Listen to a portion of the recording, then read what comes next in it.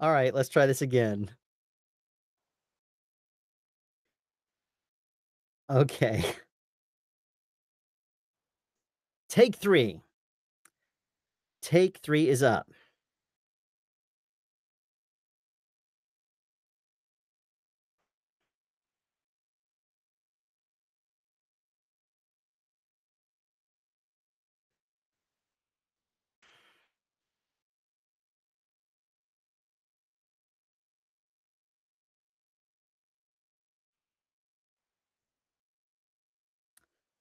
Okay, so if 3 people watching, okay. Thanks, Podcastage.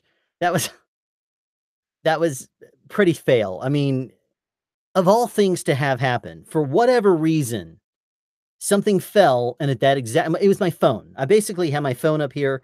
I need to find a better way if I do this, I need to get, like, one of those things that hold your phone. Oh, let's not block the mic. I need to get something that holds the phone and puts it right up in front of me, so that way it can be right here, like, right underneath there, so that way I'm looking kinda at you. If I put it right there, there's nothing to hold it right now. I mean, it's got my arm up there, and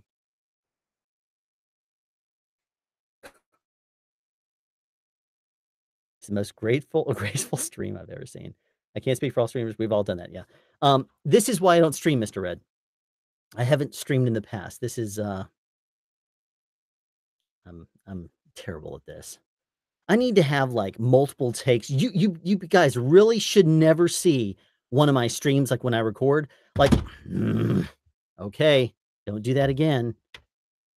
Uh, might want to touch up your channel later to clean up previous streams and attempts. Yeah, I'm gonna have to do that.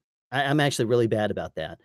I need to get if I do this again, I'm gonna just have my phone up there where I don't touch the thing, and hopefully the chat just runs. So, I mean, geez, what would be more ideal is if I had, like, Mr. Red in my ear and just said, "Oh, somebody said this," or whatever. I mean, if there was a way to do this where it talks to me in my ear, I don't know. I don't know, probably won't do this again. Here's what I have, though. I was looking for my what is the thing called? It's where you have, like, a thing that holds your phone on your handlebars on your bike, and whenever I go bike riding, I do that, I have that. Try to refresh the screen on your computer. Something tells me I should not mess with anything right now. If it's working, is it working? I mean, I'm putting my hand up now as a reference. When I see it on my phone, I'm hoping that it's working.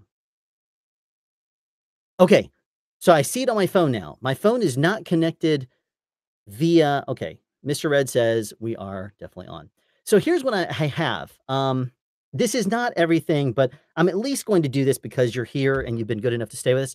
A few rap gifts and things that I've gotten from a few different shows. Now, when I was on Stranger Things season 2, they didn't really give us a whole lot at the end of the show. They actually gave me a they gave me a jacket this was did probably so I actually gave it to Mr. Red because Mr. Red was over here and it fit him just fine. I said, "Well, geez, dude, you need it." So Mr. Red has my wrap gift. It's only like one of maybe 100, 120 or something like that of these wrap gifts that are basically a Stranger Things jacket. It is a it's a denim jean jacket, and every single one of them, they bought a whole bunch of them that were different, and they just put the Stranger Things season 2 logo on the back of it. And of course, you would think, why didn't you hold on to it? Well, Mr. Red's my bro. So I had, I was like, well, geez, if you can get use out of it, might as well give it to you. So I gave it to him. And of course, I think I took a picture before I sent it to him.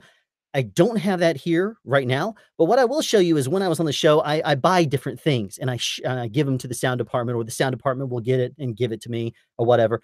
This here is one of the things I found. Now they don't sell these in America very often. I actually had to order this, and I think it was from France. Obviously, if you did season 1 or you saw season 1, you'd recognize it. And of course, I had to get the toy, and we played around with it. However, that was something I had to buy. It's not something they were given. However, I have in my possession right here we wrapped on season 2 I'm sorry, season 8 of Walking Dead. They gave us a bag full of stuff. Now, I don't have some of it anymore because I gave some of it away already for Christmas and stuff to friends that do like Walking Dead. And I figured some of this would be really cool to have as Christmas gifts. So I will show you some of the things that they gave us. For whatever reason, they decided to give us an axe. If you watch the show, this is a model of Rick's axe, and it has like, I don't know why they gave us this. It's pretty awesome. One of the departments gave us a little thing that says Walking Dead. Bunch of shirts. Jeez, I should just take all this stuff out. All right, I'll take all this out. 1 second. And then we will put it all back in there.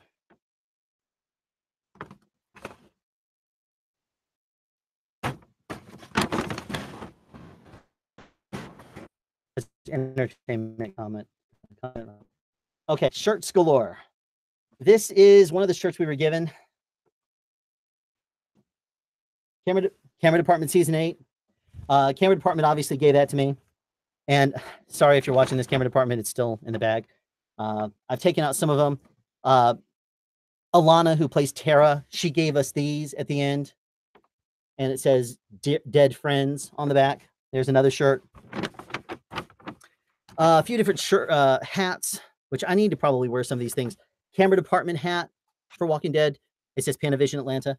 And of course, the Stunts Department, Stunts Unlimited, gave us this that says,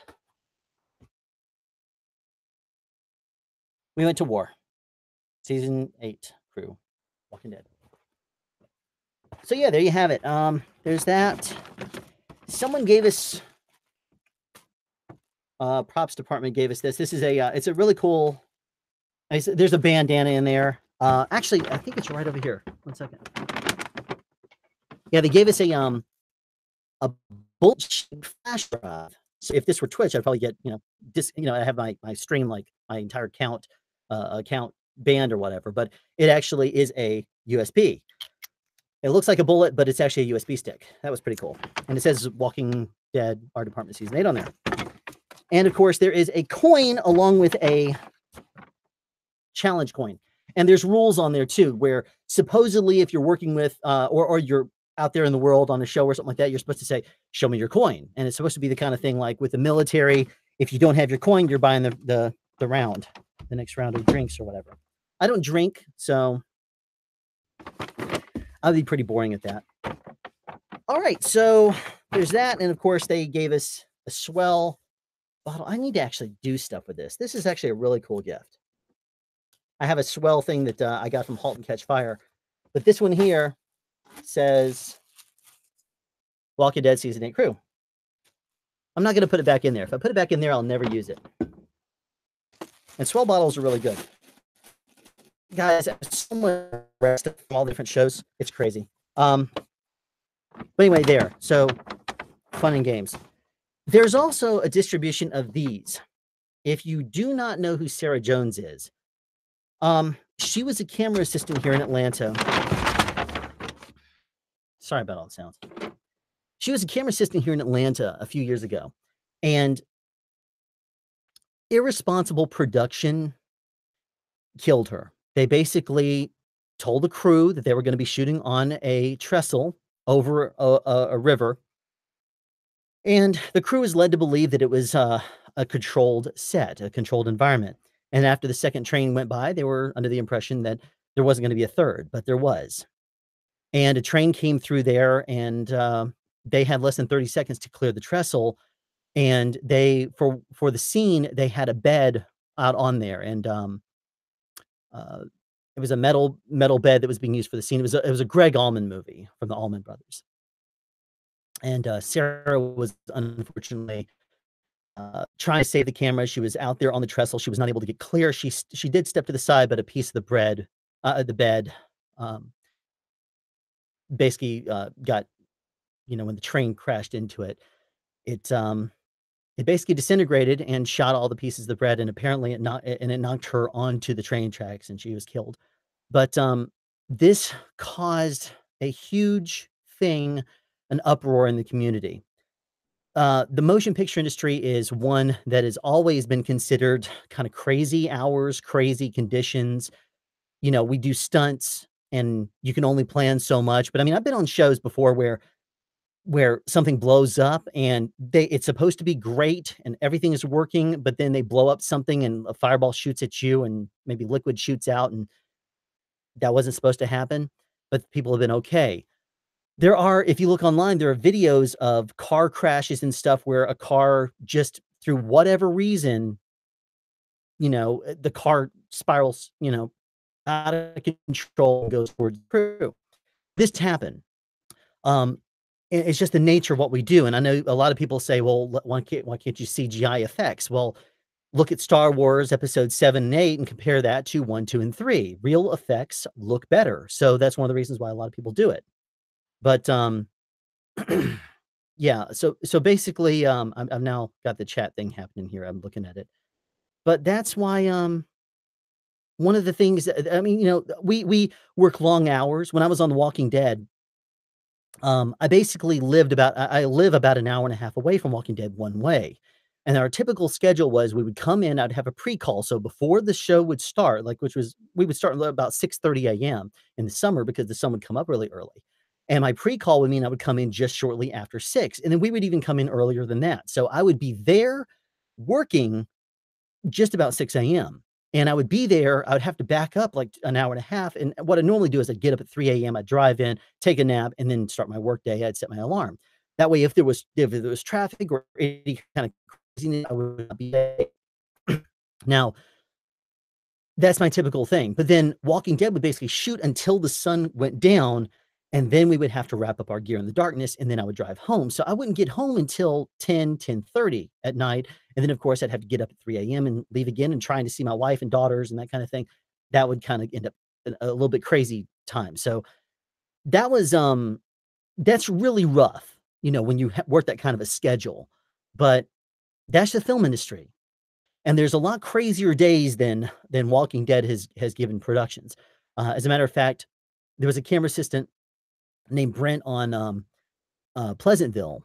After working an 18-hour day, after a week of 16-hour days, he was driving home to try to see his daughter for her birthday. He wanted to be at home so that way he could wake up and be with her on her birthday the following day, and unfortunately, he fell asleep behind the wheel, crashed into a tree, and died. And, of course, that happens to crew members. I mean, I myself have been driving home and gotten really wobbly behind the wheel and even had to pull over and take a quick dose in order to yourself. And when you're that tired, I mean, basically anybody who's in the film industry in Atlanta or anywhere in the world will tell you that when you work long hours day after day with little sleep, it starts to really rub you the wrong way. It really starts to take an effect on you. It takes a bad toll. And that takes a huge toll on your health. Now, a lot of people in production are working long hours too, but they still have a show they gotta do. So they'll work us long hours, but then they'll always say, "Well, look, we're working even harder. We're working longer hours than you." And that's true. Because a lot of times people in production, they're there like an hour or 2 before you start to make sure everything is gonna go off without an issue. And then they're there at the end of the day, maybe have meetings and say, "What are we gonna do tomorrow? Do we need to reschedule the thing for next week?" Or whatever. But the whole industry, back in the day, it used to be an 8-hour day. You would work 8 hours just like anybody else. And then what they started doing is in order to get rates up higher, they started to expand the workday, and it became a 10-hour day. And the reason that happened is they started saying, "Well, I wanna be paid." We have something called a guarantee, which means if I come into work at all, I get my union guarantee of 8 hours. But what they started doing is saying, "Well, if I come in, I'm gonna get a day rate for 10 hours of work, even if I only work 8 hours, or even if you have to cancel the day due to an actor getting sick or something like that." Then you would cancel the day, but you still get that money. So one of the things that people started doing is saying, "Well, I can't go up on my hourly rate, but in order to pay you more, I'll give you, pay for a 10-hour day. I'll pay you for a 10-hour day, but still we'll work you at 8."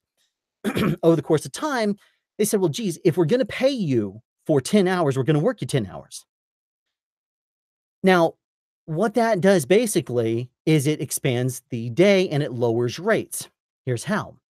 If let's just say, I'm going to keep numbers easy, $50 an hour, which is not my rate, by the way. If I say I'm getting $50 an hour and I work an 8-hour day, And I then s and I basically I can account for that very easily. It's $400 for a workday. But well, I your money, I can't give you that, but what I'll do is I'll pay you for a 10-hour day instead, okay? Well, a 10-hour day, $50 an hour now becomes $500. That's great if you're working 8 hours and you're getting paid for 10. But then what happens over the course of time is they say, "Well, if we're giving you the same hourly rate for 10," what it becomes after a while is they say, "Well, the first 8 hours are at regular rate, and the next 2 hours are at time and a half, at overtime rates." So you don't divide your daily rate of $500 divided by 10, you divide it by 11 because 8 hours at standard rate and 2 hours at time and a half, multiply the 2 together, and you end up with 3 hours. So 11 hours. Now you take the $500, you divide that by 11, and I don't even know what that is. If someone in chat can tell me what that is. Um, and then, of course, what they started doing is saying, "Well, geez, I still need to be making more money. So now we're going to pay you for a 12-hour day. Pay you for a 12-hour day over the course of what happens, again, it splits, but because it's a 12-hour day now, you divide by 14 hours. So now the $50 an hour rate no longer is $50 an hour because you are still supposedly working 10 hours, but you're actually getting paid for 12. They say, "Well, geez, we're gonna start paying you, we wanna start working you for 12." Over the course of time, all right, so 45 an hour, thank you. So, over the course of time, it starts to actually work against you. So, you can imagine how it's dragged down over the industry. Now, they don't normally do that anymore. They don't give you a better rate by your guarantee. They don't increase your guarantee and say, "Okay, well, now it's gonna be a 16-hour day," or whatever. Now they've gone back to 8 hours a day is your guarantee. You get that, and then, of course, time and a half for the next 2 hours, and then double time after that. And that's on most contracts. There's some contracts where they do a 14-hour elapsed, where basically if you start the day at 8 AM, 14 hours later would be 10 PM. At 10 PM, it doesn't matter if you have a half-hour lunch or if you have an hour-long lunch, at 10 PM, you are now on double time. Depending on trade. But, that's something that's negotiated by producers. So, yeah, so in the attempt to try to get more money in productions, they've expended the workday, and they have lowered rates in the same time. Now, there's always a fight if you are in what's called a production city.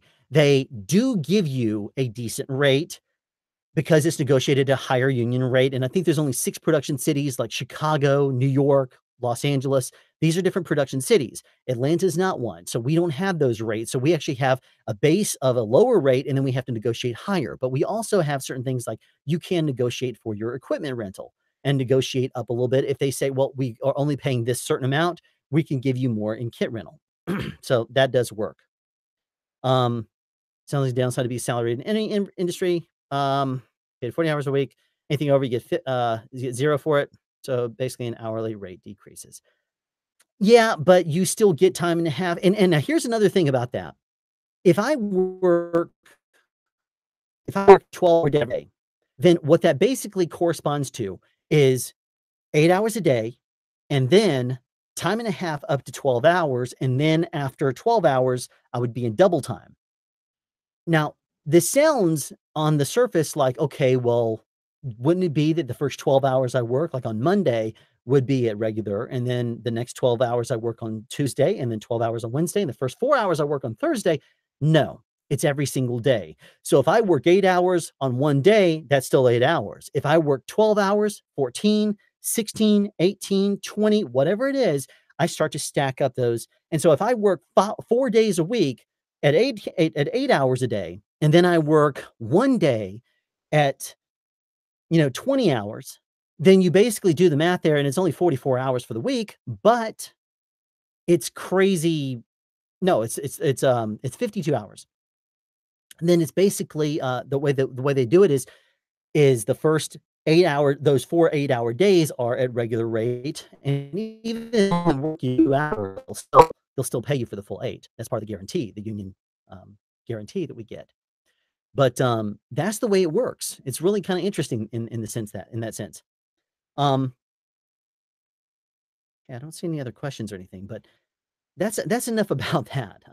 This is So that really doesn't affect me a whole lot right now because I'm currently doing what's called day playing.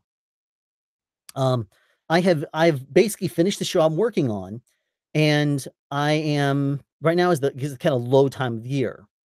A lot of productions that come to an end at the end of the year, they have not ramped up production offices, and usually what has to happen is, excuse me, a company like, for example, Sony or, Warner Brothers, somebody will create a company that will make a movie. So, if, for example, I were making a movie about, let's just say, a martial artist, I'll call it a martial artist movie, just to be lame. I might create a company called Martial Arts Movie Productions. And if I do that, then I have to basically that sole purpose is to make that movie. That that basically allows for whatever the parent company is that owns that company to dissolve the company at the end of the shoot. And that way, if there's any liability, if there's a bad thing that happens and they need to completely dissolve the company, they can. There's no liability to the big company. They can just scrap it and whatever else. And if they create a finished product, they can obviously sell that or provide it in some way to the parent company and they get the distribution rights. Um, and I see those questions. I'll answer those in a second. But that's basically the way that works. Okay, so what is my favorite mic to use on a boom arm? Well, in the past, I've used the CAD Equitech E100. I really like the way that one sounds. I mean, I was looking, and believe it or not, before I launched the channel, I went probably into about 6 to 8 months of research, and I found a bunch of different websites out there, and I basically was listening to a whole bunch of different microphones. Now, I have a lot higher pitch voice than a lot of people. Doing a lot of research, and I ended up finding a few different sites out there. One of them was Booth Junkie, and I found him when he had only, like, you know, a very small amount of subscribers. And I listened to him and I heard him talking about different microphones. And one of the ones I really liked is when he compared the CAD E100 to the E100S. And I heard that and I said, you know, I think that if I were to get my hands on the E100, the vintage model, not the S, because it actually boosts the highs a little bit more. I don't have a whole lot of, I mean, I have a lot of highs. I don't have a lot of low end in my voice. So I said, well, why don't I try to get my hands on one of those? And I found a really good deal on one, and I bought it, and I started experimenting with it, and I experimented with others too, because I actually have a whole bunch of microphones. And, I really just liked the way that one sounded. I mean, I actually got, like, you know, the M Audio Nova and stuff like that even before that. I had other DPA microphones. I've had, you know, other microphones that I experimented with, but I was like, "You know, geez, if I'm gonna do the channel, I might as well get a large diaphragm condenser." Now, I hate having microphones in my face. I don't like that. So, actually, right here is where my microphone is. And if you saw the video I recently did on, I think it might have been the one on frequency of the camera, and I showed the couple of different microphones on me. And when I did that, I'm basically showing the setup that I'm looking at right now as I'm talking to you. And I was using the Caddy 100 for a while, but then after I did the 5-part series, the 5 of 3, I should say, series on can you EQ a bad mic to sound good? When I did that, I received a comment that said that the AKGC 4000B sounded better than the CAD did on my voice once I came clean with everything and showed what I was doing. So at that point, I said, well, I'm going to try it and see if it ends up any different.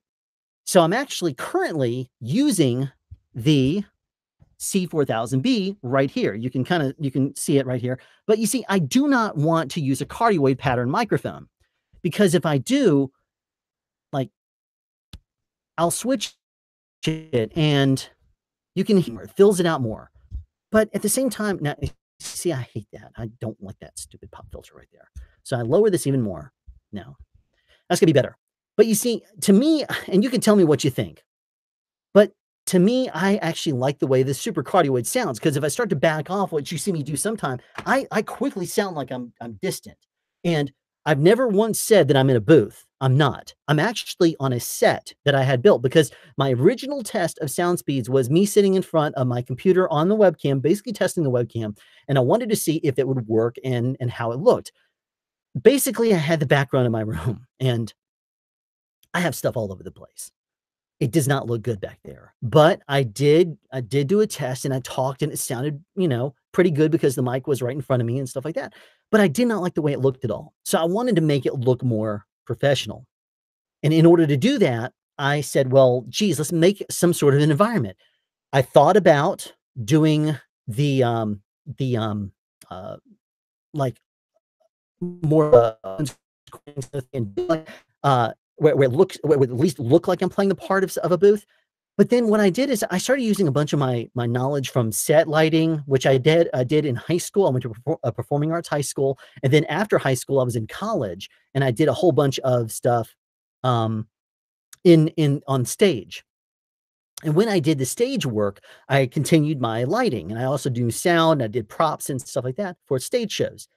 But lighting was one of those things where I quickly dialed in on it. Now, when I started working in the film industry, I just kind of forgot about that for a bit, and kind of over the course of time, I was like, "You know what? I know this stuff. I know about the lights. I know about the intensity. I know when you turn that one on, how it has to be. I know what it does." And also, I was a photographer for 5 years before I got full-time in the movie industry, while I was still working on my own projects. But what I wanted to do is create a set environment. So that way it would at least look the part. Now, if you've seen the video that my friend Michael Wynn did, where he's talking about he goes behind the scenes here at my studio, my studio, as I call it. You see that there's only one angle that you see, and that's this room. Now, because you're here live, I will show you, and no, Ramon, I'm not actually in a whisper room. I'll show you where I am. This here is a fake, like if you can imagine a wall that goes up 7 feet. Let me do this. That is my ceiling. You can see a curtain rod up there, which is that used to be like this is where a window is, right on the other side here. There is literally a window on this side of my wall. Now that's where a curtain rod used to go, but of course I put blackout curtains up and I hated it. I actually had that light turned in an angle for a reason. I'm trying to play around with lighting a little bit. But that right there is a little bit of a look. Now, if you look at this, this is actually a four-wall enclosure right here. That hinges. There's a hinge right there. There's door hinges. This is just 7-foot tall pieces of wood. And then on this side, it actually opens up because this here is a set as far as I'm concerned. Let me bring this back down to earth here. Okay. Sorry, I keep looking down. I'll try to fix this in the future. A certain look. I wanted it to look like it was in some sort of a professional type environment. Because if I'm just sitting there in my room, it looks like garbage, to be completely honest. Now, this in cardioid mode is driving me nuts. I'm going to switch it back to super cardioid. To me, I like the sound of super cardioid much better. It's a little thinner, I know, but it sounds better when I start to back off more. And it also pulls out my voice better without you hearing my echoes off the wall because you know how cardioid pattern is. Cardioid will bounce off of everything. What I'm currently looking at right now behind the camera is Owens Corning 703 panel, is a big panel. And that panel right there, I'm talking into it, and my voice is all absorbed right there. It doesn't reflect back. And because it doesn't reflect back, you don't hear a lot of echo. And because I'm actually in front of the set, you are not hearing a whole lot else other than my voice as it is basically stopped right there. I have a monitor right here, which is what you keep seeing me look down at. I have right over here, I have a dense, thick pad that I put up there because if I want to, I'll leave these off and I'll show you. Oh, started to drop my Walking Dead thing. Okay, watch. I'm going to put this inside the bag and you'll never see it again. Okay. Now what I'm going to do is if I try to get myself out of here, I remove the dense pad and it's yellow, I know, but I do color correction. And this piece right here, it hinges, it opens up. And you can hear how when I open up the room, I'm sure it's very echoey right now. Sure, it sounds like complete garbage. It's completely opened up. Now I'm seeing the entire world and it's not going to sound close. It doesn't, what does this thing say? Have you thought about putting some red and blue accent LEDs? I have thought about changing up the lighting, and I'll probably get around to that. I'm gonna make a few changes as soon as I hit 100 videos. I've done 81 now. Well, actually, let me close myself back in here. This feels really weird.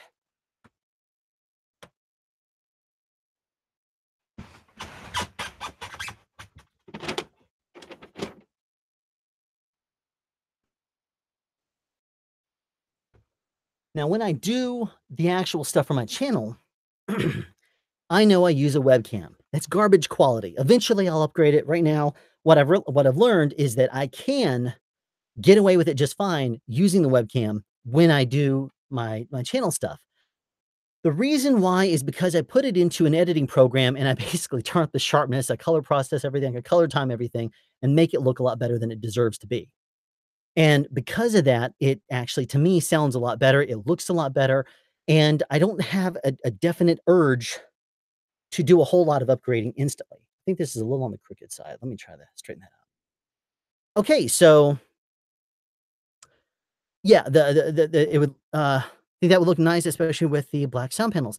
And yeah, it probably would, and I may experiment with something like that, and you're right, the red and blue would probably be good because my SoundSpeeds logo is a waveform that basically changes from red to blue. So that might be a good idea to do. Um, no chain responsibility. What does that mean, Janice? Is a union a good thing? Let me put it to you this way. I'm in a right to work state, but the money that comes here, that comes to the shows that we work for, come from union states. California, for example, they have certain expectations of the crew. They want to hire a crew and they want you to be a certain caliber. They also expect you to handle yourself professionally. They expect you to have insurance. They expect you to have certain things. By being union, the union can require you to have those things that makes production happy with you as long as you are in the union. Now, there's nothing that says you have to hire union people, but most of the time people do hire union people because you can expect them to be of a certain you can expect them to have insurance, for example. That's a big one. You can expect them to know how to handle themselves. You can expect them to, especially if they've had years of experience in the union, then you expect them to carry themselves a certain way, have a certain amount of experience. Do I think it's a good thing for a right to work state? Yes, it is. As weird as that may sound, you would think that a union would not be something that we want to have in Georgia. But because they come here and they bring their show and they hire you as basically you're a freelance person until you become an employee of the production company. You follow their rules, you follow their safety guidelines, you follow certain things, but you also get your retirement plan, your pension, you get insurance, you get extra benefits that come along with being a union. If we were not union, we would not get that. There are no guaranteed minimum wages. There is no guaranteed food on productions. And now, one of the reasons why we have free food, in case you're wondering about that, is that if we are shooting, if a production is shooting, for example, in small podunk place in Mississippi, no one knows what restaurants are around. Let's say you're shooting in the middle of the fields in Ohio. No one knows any restaurants. There may not be any restaurants around. And if you say, okay, we'll have an hour for lunch, crew would be like, well, geez, where do we go? And if there's one restaurant, that restaurant is going to be slammed with 100 production people walking in the door and saying, I want food quickly, quickly, quickly. I only have half an hour. So what production started doing is they realized that by doing that, and people just basically going out wherever they happen to be and trying to get there, people were not coming back in a timely manner. So they started to provide food so that way we just basically went to catering, we got our food, we ate, and we're back on set working.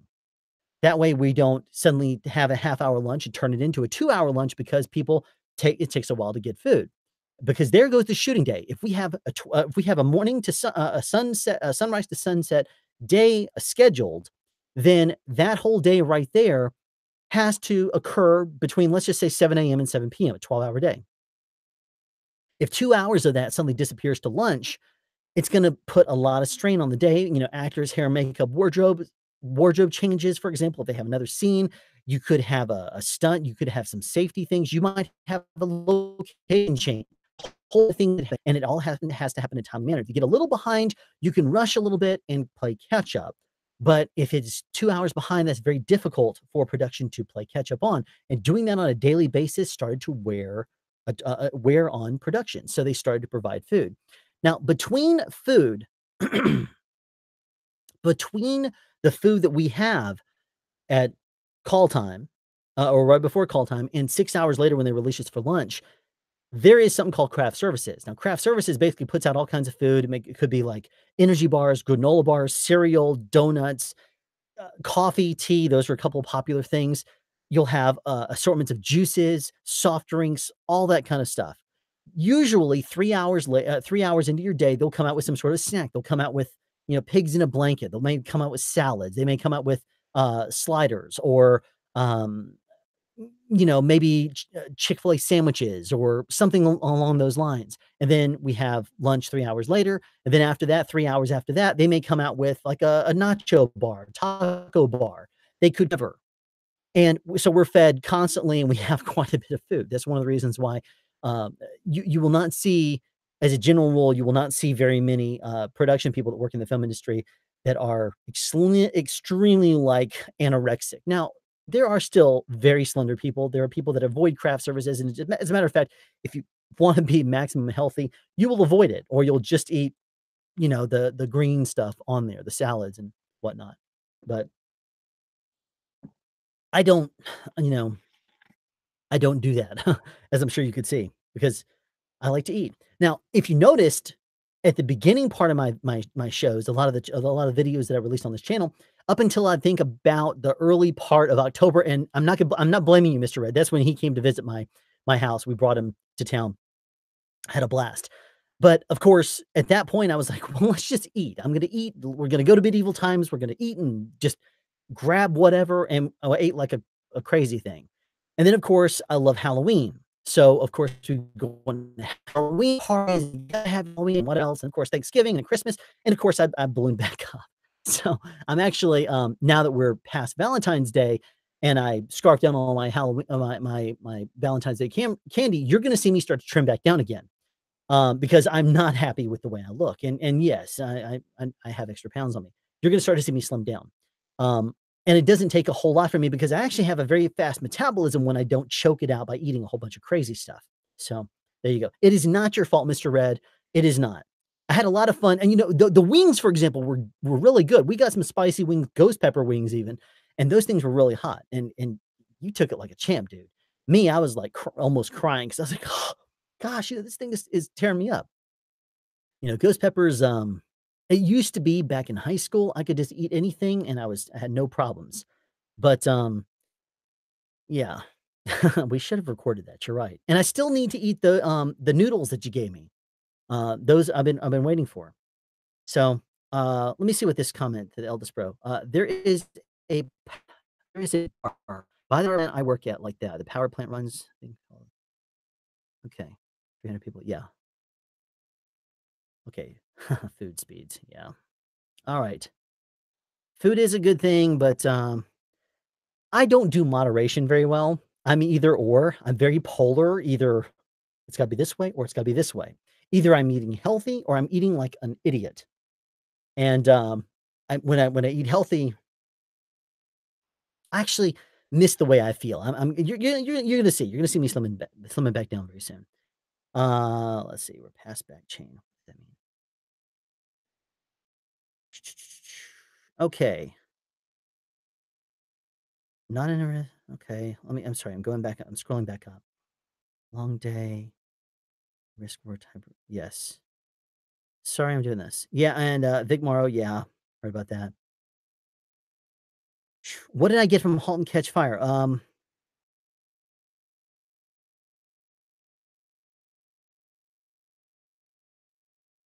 go over that here in a second.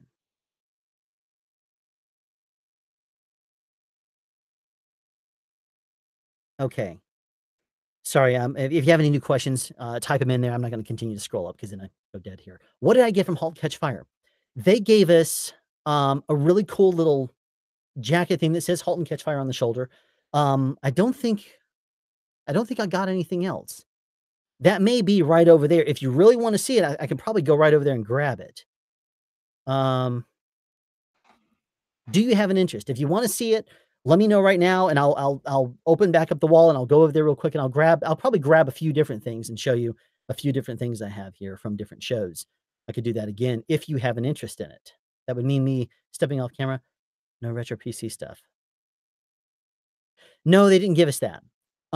There were Commodore 64s all over the set, sure, But none of those worked. And I mean, they could have worked, but they were all set pieces. When we do shots on the show, we actually have a video playback guy who will route a regular state-of-the-art computer, running it to a monitor that would be basically the computer monitor that you see on the screen that looks like that looks like a Commodore 64 monitor or Commodore 128 monitor or whatever it happens to be. It looks like that, but the picture tube has been has been pulled, and they replace it with an LED um, screen that looks like a period thing. And that way they can control the refresh rates better. They can control and dial in on the quality. They can, if they want to make it to mute the colors a little bit more, they can. That way they don't have to control things by the TV because let's face it, back in the world of Commodore 64s and stuff back in the day, the quality was pretty garbage. Even if you had pretty good quality cables and stuff, it still was not anything compared to this day and age. Because you talk about like VHS with 240 lines of resolution, DVD was over 400 lines of resolution, U-matic 3/4 inch. I mean, back in the whole SD era, it was 525 maximum lines of resolution here in the United States. And then when we went HD, you had 720 and 1080p, which I'm sure you're familiar with, and you have Ultra HD, which is 4K. Um, uh, but I mean, basically, back in the day, it was totally different with regards to the Commodores, and if you have a computer controlling it, you can dial in plus, minus, and one of the things that happens with cameras is if you show a screen, that screen is most likely gonna be too bright by the regular way it is, because they will light pretty dark. They will light because the cameras are very sensitive. They don't have to blast the light and really heat up the room. They will make it look very good without really making it overly bright. So when they do this, the screens are really bright, so they have to dial those down, and they can just, remove a few, they can dial back on the values, and the better playback guys will know from playing back the same thing on various different shows what the standard brightness should be, and the DP could say, "Oh, actually, you need to take out can you go down a little bit on it, a little bit up on it?" Whenever you see a phone that someone uses, I'm not gonna grab my phone because 'cause I've probably fallen in the stream again. This has been pretty good. It's stayed up pretty good so far. But if you have a phone on the T on a TV show, that brightness is turned almost all the way down. I mean, the actors will sometimes have a hard time seeing what the image is on the phone because it's so dark. But that has to be exposed that way to match the lighting exposure that is the regular scene. But that camera, that phone itself has, you have to take the brightness way down in order for it to actually to work. So, um, so yeah, Halt and Catch Fire was great. Um, Go for the show and tell time. Okay. I'll do that in a second then. Would love to see it. Halt is great. Okay. All right. Halt and Catch Fire was fantastic. Yes, it was.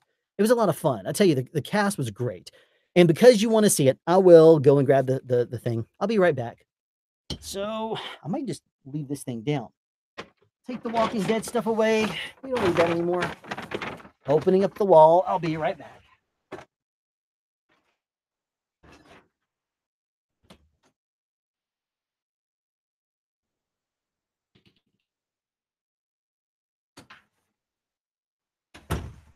Here is some stuff. I'll be right back.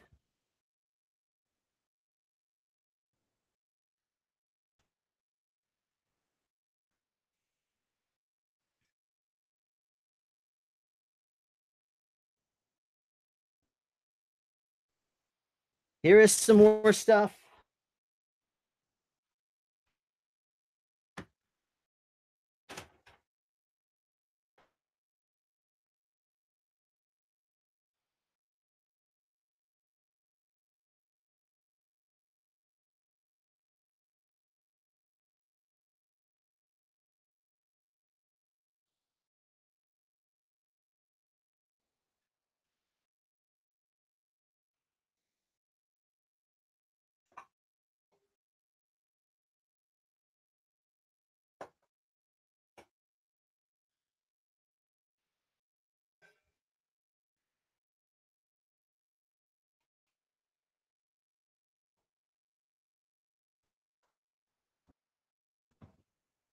I think that's got it. One second.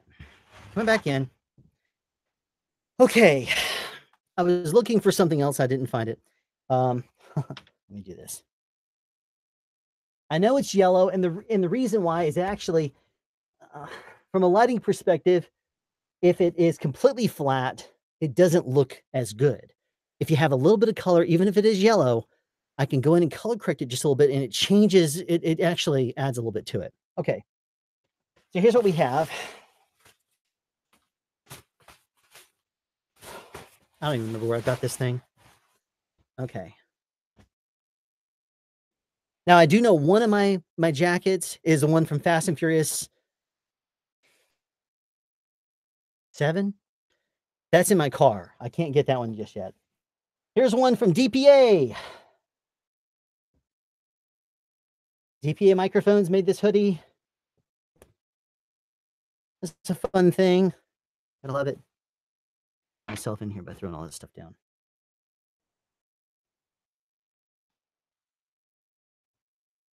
Love 'em and leave 'em. It's for lav miking.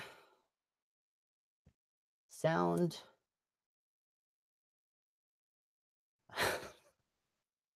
I forgot the company. There's a vendor, a Pro Sound vendor or something like that that gave me that. Okay. I'm gonna say that one. The sound utility, Dennis on Walking Dead, he always makes some swag for us. This is from Walking Dead season 8. He got that for us, and he gave it to us very early in the show. So we had some swag from Walking Dead that we could wear. Should also have a Stranger Things one.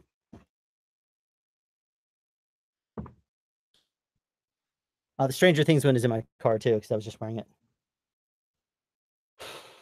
Okay, I did 2 Hallmark Hall of Fame movies. The Jennifer Love Hewitt, Betty White movie called The Lost Found, called Firelight. That movie was terrible. Cuba Gooding did well, and there was this one, forgot her name. She was absolutely wonderful. But the sound mixer I was working for gave us these. This is a hoodie. It says Hallmark Hall of Fame. And of course, he put my name on there. And now I do have more than this, but this is just what I happen to have currently out. I can prepare better in the future. And then let's see what this is. Okay. Gotham Sound, another hoodie. Sometimes I wear this one. And I have more stuff down at the bottom. This is just what I happen to have available. This is a really cool hoodie because it does not zip up the front. It just goes over the head. Now, here's the big one. The sound mixer I worked with, Michael Clark, on Walking Dead season 7 and 8. He's been there since season 3, and Stranger Things season 2. He's really awesome because he's very creative. He comes up with really awesome shirt designs and really awesome, gizmos or not gizmos, but he comes up with really cool shirt designs and stuff like that. The Stranger Things shirt that he made for us, the Walking Dead shirts, are really awesome. Now, because the tall guy at the mixer. Now that's Clark. Dennis was the utility. He was probably running around when you were there, Mr. Red. Did not get a Mutiny sticker. No. Mutiny was basically season 2. Mutiny was still around, technically, I guess you could say. Technically in season 3 when I was there, but no, I didn't get a Mutiny shirt. Now, Stranger Things and Walking Dead was how we spent 2017. So what the sound mixer did was he got a 3-of-a-kind jacket made for us. Now, this was really awesome. It's Columbia titanium, so it's like 100 fill, but it says Stranger Things right there with the Walking Dead decay on it. On the other side, it says Walking Dead in the Stranger Things logo. And then it has the 2 bats right there as a logo, and it says Sound 2017, because there's Negan's bat right there and there's Steve's spiked bat right there. Now, this thing is totally cool. Now, this is pretty hot here right now, but it's silver on the inside. This thing is really, really, really warm. I really don't want to put it on. It's going to be too hot. But this thing right here is really awesome. Of all the things I've gotten recently, this is my favorite. And I've worn this on set a few times, and of course it turns heads. People are like, look at that thing. Clark also gave us a hat that says Sound, and with the same little cross bats, and it says Sound 2017. Really awesome. So there you go. Oh, there goes my sound panel. Okay. There's some more gizmos and gadgets and good stuff. Okay. Yeah, those are really great for, cold winter nights. So there's a little bit about the swag that we got. Whole lot of stuff. Now, I don't this video, like I said, will probably never be public on the channel just because it's a little added thing for you guys that you're here. It's been what is it? It's today Friday? I don't even know what day it is because 'cause I'm not working. Yesterday, I worked on a show called Dynasty. I don't know what today is. Um, Alexa, what day of the week is it? Because I connected up the other router, she's not connected to the internet anymore, so now she's complaining.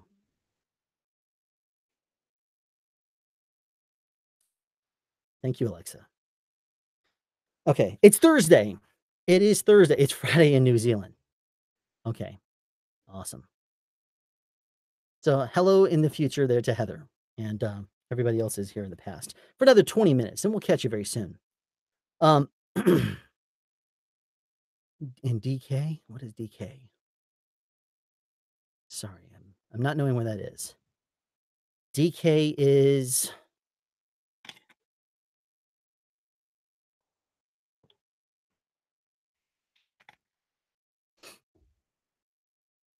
now, Halt and Catch Fire, let me talk a little bit about that. I'm happy it's going to, Heather. I'm gonna make this Denmark, thank you. I'm gonna make this better for the future if we do another live stream. Um, real quick though, let me talk about *Halt and Catch Fire*. That should make you happy, for the people out there that liked *Halt*. Season 1 was awesome. It was basically the story of Compaq. If you're familiar with Compaq and how they basically reverse engineered an IBM computer, and that's basically what happened. Is this thing off center? I don't know, I'm not gonna mess with it.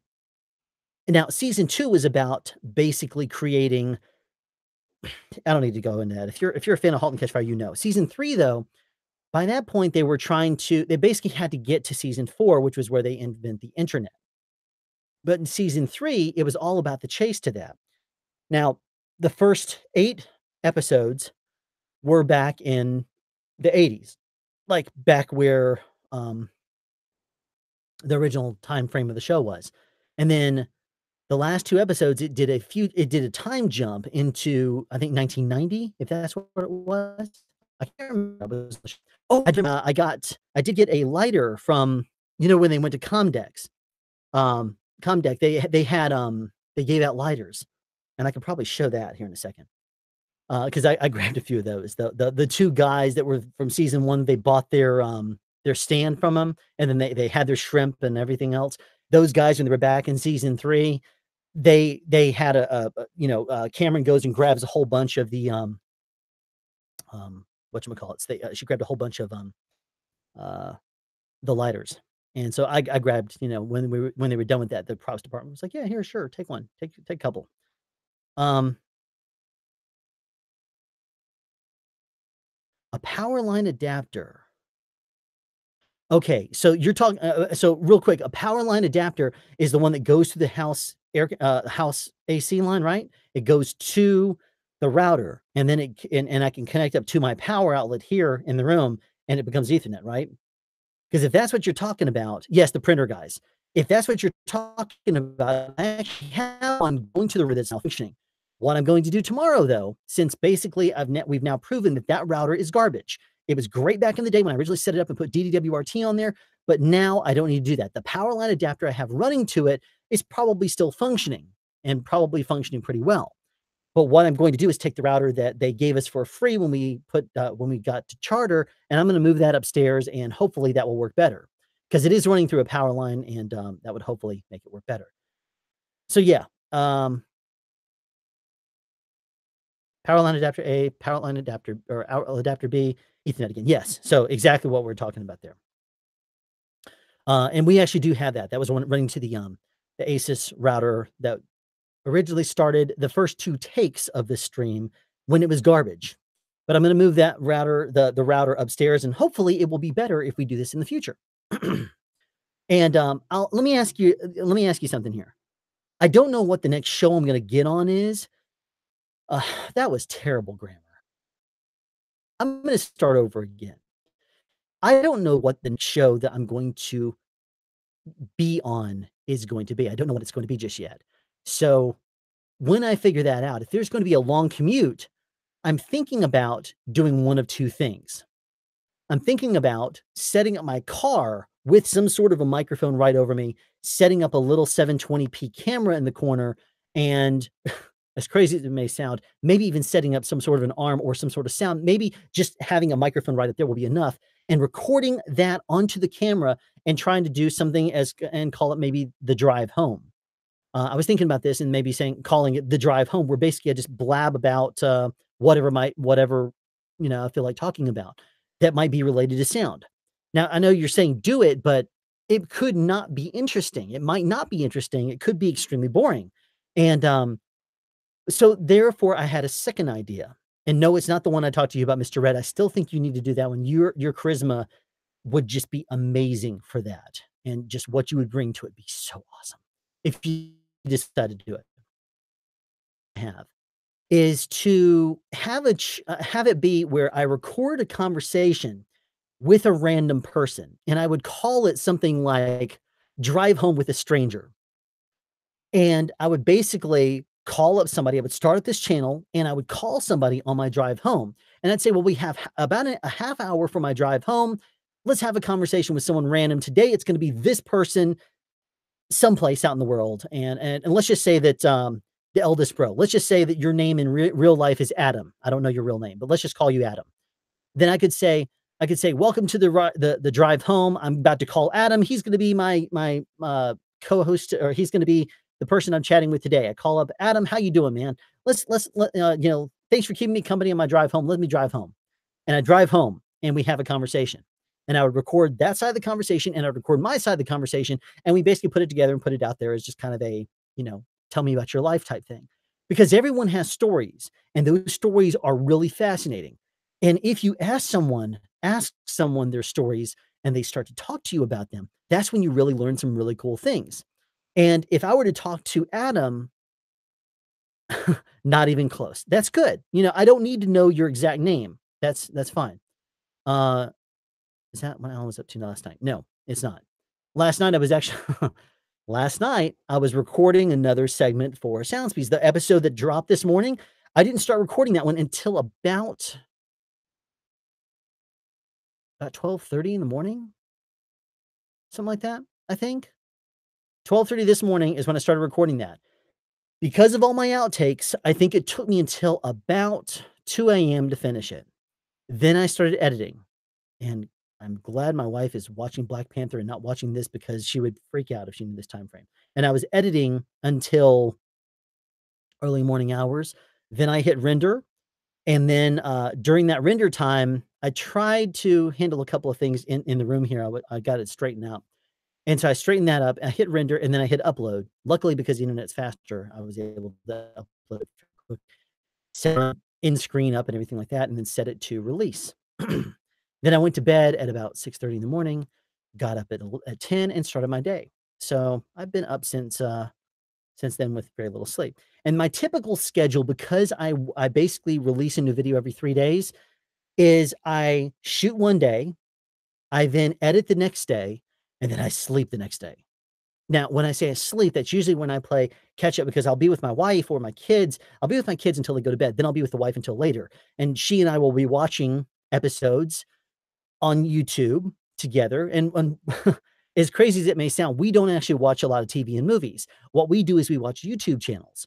And now the common channels that we usually watch are Mr. Red's channel and a guest channel that he's actually on a whole lot, which is Dad Estate 2 too. They play a lot of different games, 7 Days to Die, a zombie thing. They play, uh, they'll do Minecraft and like, explode things and do, all kinds of things. And we'll watch the content there. We were watching Ark. We're kind of watching Ark season 1 because we didn't watch it when it first dropped. And Mr. Red, you probably know what I'm talking about when I say that. But we watch a lot of their content. And that's actually where I reached out originally to Mr. Red. We were chit-chatting and talking, and that's how we ended up meeting. But because we were fans of them and we were watching them a lot, and reached out, and Mr. Red luckily is a really awesome guy, and we become really good friends because we did that collaboration a few months back. And what it basically I'll tell you how that started to be. Um, I've watched I've watched their stuff for years. And Mr. Red, when I first reached out to him, I said, "You don't know me, but I know you. You've been a part of our lives here in our household for about 4 years because my wife and my daughters, we watch their channel and what happens. Um, yeah, I understand that, Mr. Red, but this is me telling my story." And so I reached out to Mr. Red and I basically said, "We would like to chat with you and talk a little bit." And part of me also because I have a sound channel, I watched the channel a lot, and started to reach out and talk to Mr. Red, and then as we started to get to know each other a little bit better, he commented on one of my videos, and that started a dialogue about his audio. And from there, we decide I basically said, "Well, geez, I listen to your content a whole lot. I watch your content a whole lot. I would love for you to to upgrade your sound system." So we started talking about what we wanted to do. And of course, we got to be really good friends. And he came down and visited us in October, and we had a lot of fun. And we got to get you down here. This time we got to bring your girl down too. I think we're gonna do that sometime this year because that's gonna be awesome, man. It really is. And very soon we're gonna have that guest room that we talked about completely set up. We actually built it out now. We just need to actually put in a bed and make it into a gaming room slash bedroom, which is right up your alley, as a gamer streamer. Um, but anyway, so let me go back. Okay, so we talked about Mr. Red. Did I do the next episode of *Halt and Catch Fire*? One of favorite episodes. Yeah, that was the, season finale of season 10. As a matter of fact, there's a really cool thing that happened right on the last day. The last day of shooting that we had, the very last scene was the scene where, if you can recall in that episode, where Cameron and, uh Donna are inside of the, not Mutiny, but it was called the Mnet, I think, or whatever it was called. The Mutiny, the old Mutiny. That company it was dark and they were talking and they were kind of, far away from each other. And I don't remember what exactly happened in the scene anymore, but they were talking to each other and it was kind of dark. It was distant. I don't know if you remember the scene, but that was the very last scene that we did. Now, while we were setting up the lighting for that, all of a sudden we hear a huge commotion outside. And that commotion was so loud that we can't. Is Alexa making noise? She's trying to connect to the internet. Stop. Now, that loud noise ended up being uh, Scoot McNairy took a whole bunch of firecrackers, lit them, and threw it in the dumpster in the back of the studio. And of course, there was a door that was slightly ajar, and so it was just like so loud. It was insanely loud. As a matter of fact, I'm going to step away from the stream for a second and see if I can find the video. It was completely nuts. If I can find it, it'd be awesome to show you guys. Um, because I mean, that's the kind of thing that just happens on set. It's a lot of fun, and you just gotta have. Okay, yeah. It only goes back on my phone to July 2017. Sorry. But I will show you this. This was originally, I think this is about the time I did some of the interviews for some of the stories from set. This is a shot of the way it looks right here. So what I'm looking at, this is very similar to the way it looks. There is indeed a pad up there. There's a pad over here, and these are absorbent. So my screen is down below, and I have all the different things that are going on right here. And so that's what's in front of me. Now, I'm going to show you a couple of things that I just got through finishing. You're going to see it soon. I'm about, if you've seen the video that I did on the Sonic testing series, I did a Sonic testing series intro, but like an idiot, I know I was trying to cheapen out, tried to see if the results would work out. I didn't like it. I basically took this type idea here. I took 1-inch pieces of wood, put this kind of paneling on there, put padding behind it, and tried to turn it into a little booth, I guess you could call it, to test microphones in. The sound reverb was out of control. It was way too much. It was just crazy. So it did not end up working out at all. But what I did do is I decided to scrap it and rebuild it. Now, the only audio test I did on that was the M179 CAD mic. And I did not like the way that those sounded and result. And you'll see that some people even made the comments that doesn't sound very good. You're right, it didn't. So I'm going to be redoing it very soon. But I've already redesigned the booth that it's gonna be in, and you can't really see it. Uh, hopefully you can see this. Let me see. If I were to scroll that way. Okay. So this here is the way it looks right on the other side. Like actually, if you look right here, that is the back of the sound panel that I'm currently talking into. All that actually this is reversed. That right there is the back of the sound panel. This here is some storage and some other things, which I won't get into here. But this is Owens Corning 703 right there and there and there and on the bottom back and everything. That right there on the inside is a speaker that's an LSR 703 I'm sorry, 305 LSR 305 JBL speaker that is got a line to it. I'm going to put a microphone down here and that way you can hear me test this. I have Velcro here holding this whole thing together. When I add the an extra panel to the top here, this entire thing is now 703. It's a booth designed for microphone testing. I'm going to basically zero out the I'm gonna EQ everything flat, and the LSR 305 is relatively flat, but I don't want it smooth the whole lot. I want it to be relatively flat. I'm gonna really just go nuts with a calibration microphone, the one that I used recently in the video you saw about not it's not all about frequency response. The calibration microphone, I'm going to basically use that one to calibrate everything dead flat.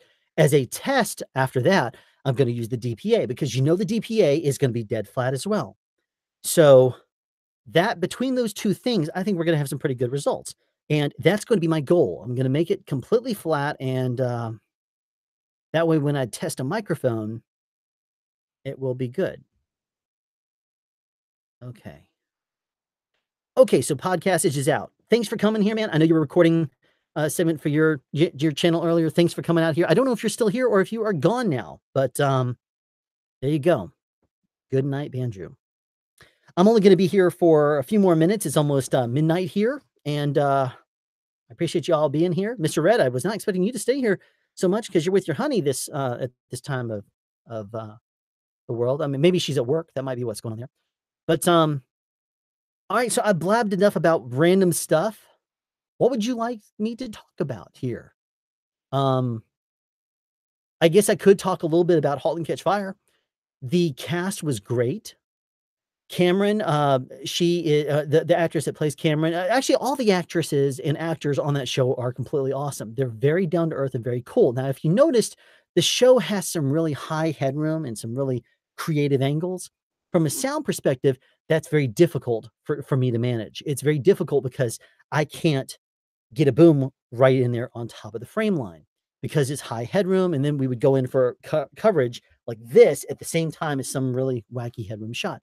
But of course, there's a big interest in the whole Mr. Robot look. I mean, even though that's not necessarily the inspiration behind the show, season 1, they kind of established a look very artistic and they decided to stay with it. And of course, me being me, I was like, it would be great when you move into the 90s to change the look of the show. Who am I? I'm just some sound guy. They have absolutely zero care in the world about my opinion on that. So I won't tell you, Mr. Red, no worries there. Said you work for Jennifer Love Hewitt, but what about Betty White stories? Betty White, what an awesome person. She, as you know, loves animals. Betty White, let me see. I might even have a picture of the picture, which I don't put these out there a whole lot on social media and stuff, but I'll show you on my phone. And I know it's basically putting it on social media when I do that. But Betty White is just a total gem, total sweetheart. She would sit on set. Now she's also a machine. When I worked with her, she was 89 years old, and she would go to set and be with us. And then on Friday, now the show we were working on is basically Monday through Friday. It was basically they tried to schedule us to be done by about 6 p.m., which was completely awesome, which doesn't really happen a whole lot. So it was like 11-hour days for the most part, 11 and a half. But on Friday, she would department to drop her off at the airport, and she would fly to LA. She would fly after working 12 hours with us. She would fly to LA. She'd be there overnight Friday night, Saturday, and she'd come back on Sunday. What a machine. This woman is just totally amazing. Now, and I'm looking for this picture. Let me see. This might I may have found it. I may have found it. But Betty, she loves animals, as you know. So we shot at a bookstore for the show, and right next to it, there was a pet store. And somebody, when they knew that we were shooting there, went next door, bought like a guinea pig or a rabbit or something, and then came to us and said, "Can Betty White name it?" And Betty looked at it and she's like, "Oh yes, give me the oh, this is so wonderful. He looks like a whatever." And she named the rabbit. When we were there on set doing a lot of the house exteriors, if you've seen the show, you know what I'm talking about. Then no, that's me and Cuba Gooding Jr. Okay, so there's I gotta keep looking for the Betty White one. Let me see. This one might be it. Let's try this one. Um, so she would be standing out front the house and oh, there's me and Jennifer Love Hewitt. Okay, I'll show you this because we were talking about her earlier. I don't know where the Betty White one is. I'll keep looking for it. The but Betty would stand out front, and people would come to watch the show. The Looky Loos would walk their dogs by, and when they walked by, they would Betty would say, "Oh, what's this dog's name?" And she'd start talking. Well, the next time we were shooting there, like a couple weeks later or whatever it was, they would come by and she would have remembered all of their names. She was that good. She would remember the dogs. She loved the dogs. So that's something that you would see. Here is Betty. I'm sorry. This is Jennifer Love Hewitt. So, geez, you're getting so much glare. Sorry. Let me take out. Man, sorry guys. She wanted to hold the boom for the shot. Well, who am I to deny Jennifer Love Hewitt opportunity to hold the boom? So she did. Um, so and then of course, being silly, she decided she wanted to hold the boom over my head. And of course, I wish that it would have turned out differently. I wish they wouldn't have done this, but I, of course, thought it would be kind of fun to kind of fold my arms in the front, make it like, oh, look at this, Jennifer Love Hewitt's booming me. But she did. And I'll show you this picture too. There you go. So there's Jennifer Love Hewitt holding the boom over me. And of course, she's the one I would much rather see. She was just totally awesome.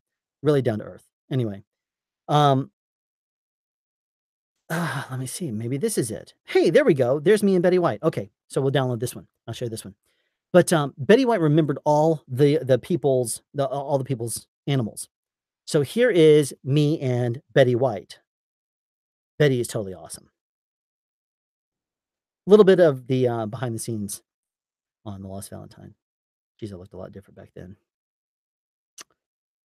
But anyway, so let's go back in here and let's see what chat has turned into.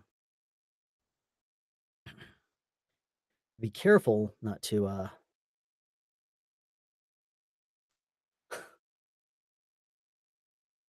okay. Jennifer Love Hewitt and Betty White stories. Okay, I'll tell you one.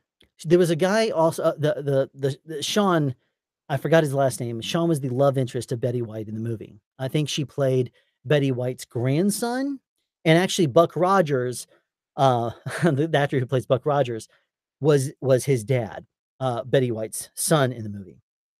And anyway, so he Sean and Betty and Jennifer, we were out shooting at Agnes Scott College, and there was a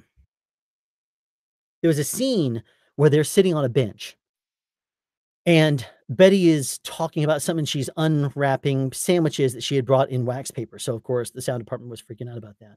But in that scene, they were joking around. They were all sitting there as they were tweaking the lighting, and Jennifer and Sean were joking around constantly. And one of the things that Jennifer would do is, they would be sitting next to each other and they would say, all right, the camera operator would say, can you scoot a little bit closer? And Sean's knee would touch Jennifer's knee. And she's like, Sean, you can't touch me. We've talked about this, where's HR? And she would talk to the first AD and it's like, Annie, can you stop him? He's, I feel harassed right now. Well, Betty, of course, picked right up on that. And she, being the gem that she is, Jennifer was joking and she's like, it's so offensive and whatever else, being funny, obviously. Betty, of course, jumps in there and when the first AD walks over there and she said, and Jen, and without missing a beat, Betty says, says, "Well, I'm not offended by this. I'm not offended by this sexual harassment. I'm trying to get in on it." Now, of course, my delivery on that totally sucked, but if you can imagine them joking back and forth, and then Betty suddenly jumps up over everybody and is like, "I wish I would be sexually harassed." That was really funny. Betty was just a total gem. Hilarious. And, that just gives you a little bit of an idea of how Betty White was on that set. Um, and my screen went black because I unplugged my, phone. So, hopefully the stream is still going. It looks like it is.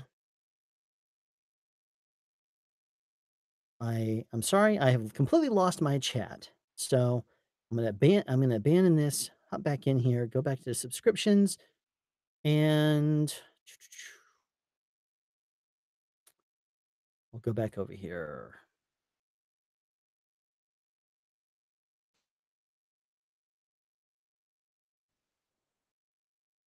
Okay, so we're coming back into chat, top chat.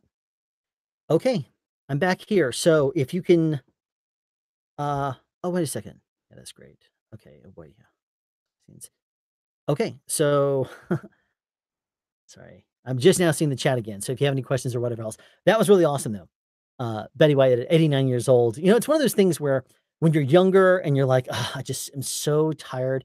I don't have this problem. I'm not attractive or anything like that. I don't claim to be. But people out there that are, I'm sure they're used to being eye candy. And if that's the case, it probably is like, I wish you would respect me for my mind. Well, I'm, you know, I can only assume. But you hear that a whole lot. I wish you would respect me for my mind and not my looks. And you know, I guess when you get older, what is the movie? There was a movie where, or maybe it was a comedy act or something like that. Can't remember what it was now, but but the whole thing was chivalry is dead, and they say no, chivalry is not dead, Grandma. It's just that no one wants to get into your pants anymore. I forgot what that was. It'll probably come to me at like 3 in the morning when I finally go to bed. I'll say, "Oh yeah, that's what that was." But it's a really funny comedy routine. Um, and anyway, so there you have it. Any other questions? Anything you wanna hear about?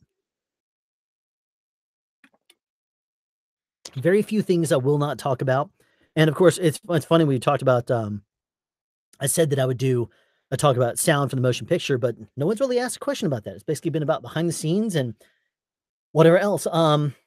Okay, I'm gonna have to head out, but enjoyed it. Okay, Heather, thanks for coming out here, and checking us out from the other side of the planet. I appreciate it. And, I have your podcast sitting there as something I need to listen to, and I only I know I asked for the link, and I haven't even listened to it yet, but I plan to, and it's still open inside of my phone, and, it's really amazing to me. I did not realize that you live off the grid.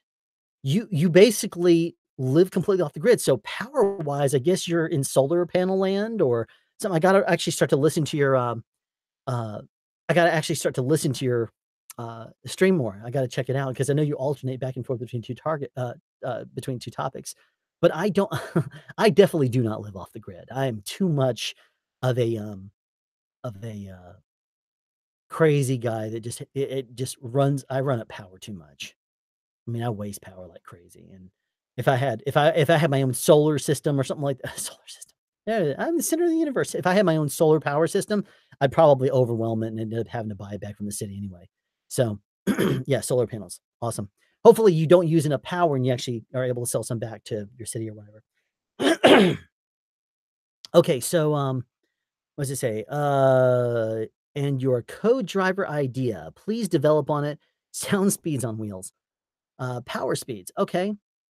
And it's one of those things where it's gonna entirely depend on the show. I really wish in hindsight I would have done this on Walking Dead because in an hour and a half drive home, what I would usually do is I would talk to someone on the drive home. Um, I would basically call up somebody because I do a lot of teaching. As a matter of fact, I'm teaching a class this upcoming Sunday. And like, for example, the topic I'm teaching this Sunday is about cables and cabling. So I'll be talking about proper way to wrap a cable, how to properly clean a cable. And you saw some of this in my XLR cleaning video, but you did not get into the depth because I'm going to be talking about this for 3 hours. If you can imagine me talking about something for 3 hours in front of a class, I take questions. I'm just very active with them. I try to engage the class. And of course, me being me, I just blab away like crazy. And I present all my material to the class and let them ask questions. I do a breakout. I teach all kinds of different things, and that's what I'm doing. But I will be doing I'd like to do something like that. Now, Walking Dead would have been an ideal time because some of the people I normally teach, I would talk to on the drive home. I'd say, "Well, I'll call you on my drive home. We'll talk about this." And I'd help people maybe take the next step that they would need for their career or something like that. And I would give people some insight. And I try to do that. I enjoy teaching. I enjoy giving back to people, and I've helped a lot of people launch their careers, and I've helped people to get going in that way just by doing that. Somebody might be getting one of their first opportunities on set at this level, and they might be like really concerned about their performance one. I'll say, "Don't worry about that. That's nothing. They're trolling you, or that is." There I go, hitting a mic. That is something I would normally edit out. But anyway, so that's something that I normally end up doing. I talked to Mr. Red a whole bunch while we were working on our collaboration, and, talked to him even afterwards. He's been really good to me that way. I mean, like, I'll be so tired. I mean, it's exhausting doing month after month after month on a show, working 15-hour days, driving 3 hours on the road, and I'm just a zombie. Plus, during the last half of the year, I was doing a Sound Speeds video every 3 days, which was, of course, even more zombie-ish. So I was not only Walking Dead at work, I was Walking Dead at home. But, my drive into work, my drive home from work, drive in wasn't as bad because I would at least have my nap before I would drive in there. But driving home, I wouldn't take a nap on my drive home because then I would just be basically killing my entire evening. I would only get to sleep maybe 4 hours, and that's including the nap I would have after I drive to work. So if I did that, then I basically take out all of my time. So I would try to maybe, if I had to, sleep maybe 20 minutes in the car, that would refresh me enough to get my way home. So something that I was, thinking about.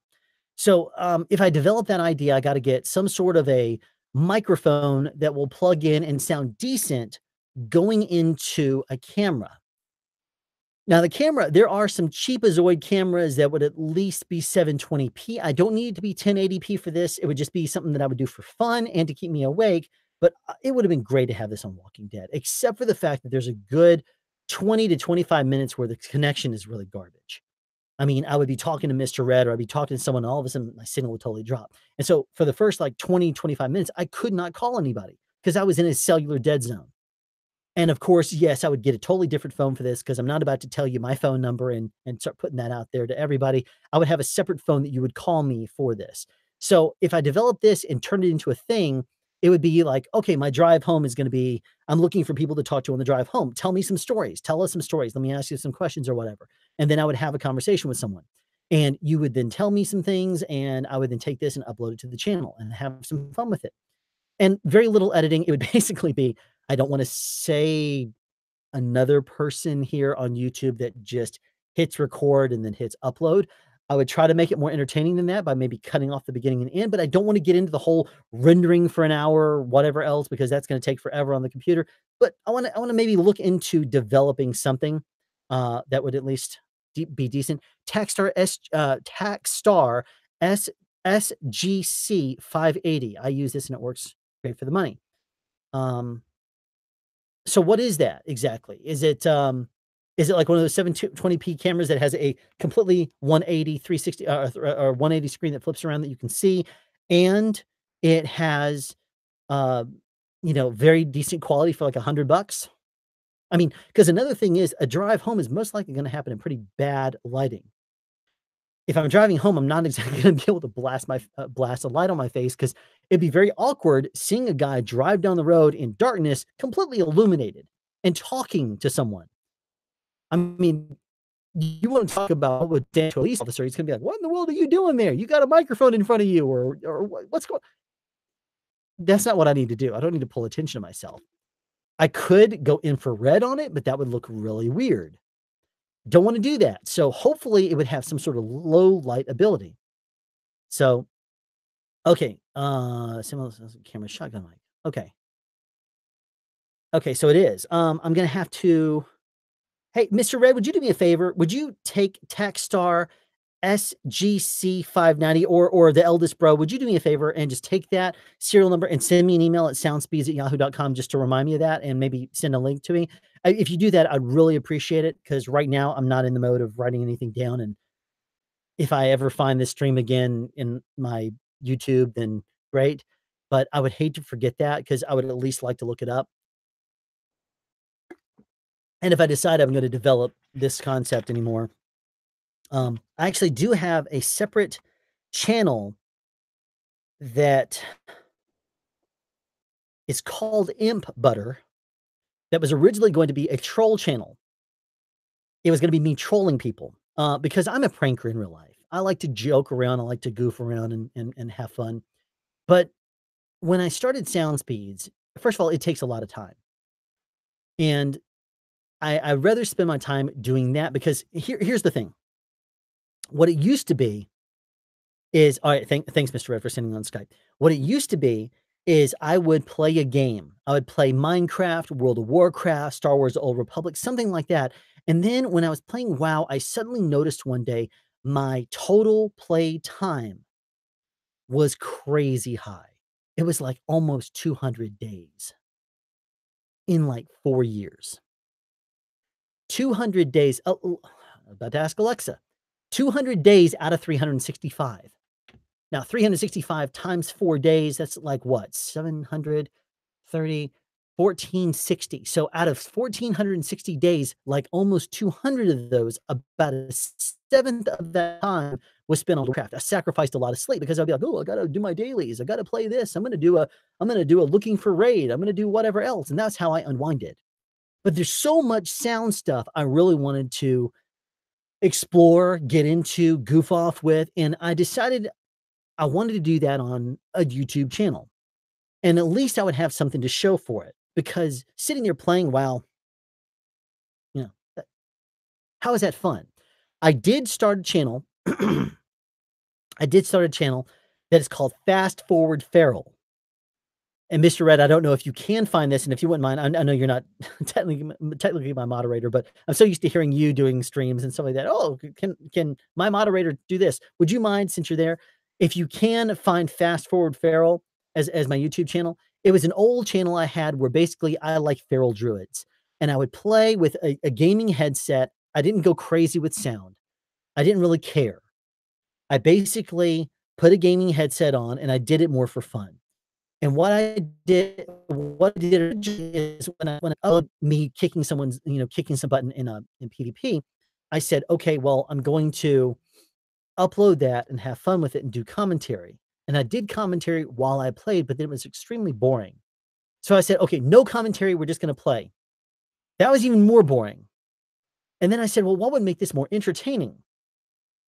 Okay, why don't I take a video and I will cut out all the dead space because basically here's the way it works in World of Warcraft or in any game. There's a big action fight. There's some fun. Then there's dead time as you're waiting for something to happen. And then there's fun again. Then there's dead time waiting for something to happen. Then there's fun again. So what I did is I went through there and went cut, accelerated through that at like 100 times speed, and it fast forwarded through it really fast. And then I did the next like 20 seconds of action, fast forwarded really quickly. Next section of action. And the whole video, all the videos were like 2 to 3 minutes. And it was me talking really fast and so you can't post it like, okay, here's what I'll do real quick. I'll go ahead and do it. I'll post it. Sorry, I don't know how to do that, Mr. Red. But what I will do is I will find the link real quick and I will post it. But it was basically me talking really fast and just going crazy and having fun with it. Now, I'm not going to release any more videos for Fast Forward Feral, but it was a fun channel while it lasted. And so if you have an interest in seeing that kind of thing,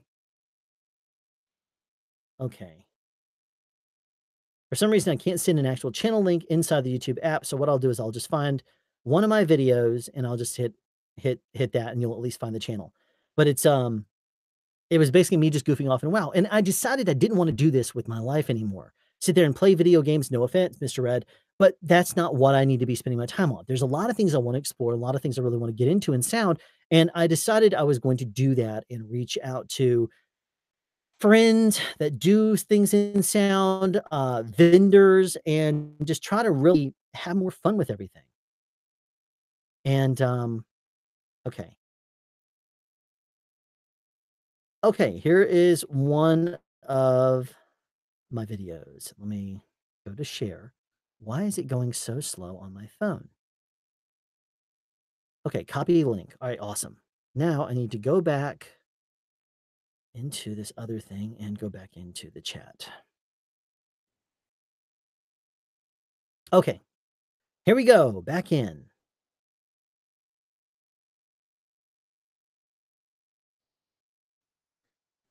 Okay, hopefully you have that link right there. That link will at least take you to the channel.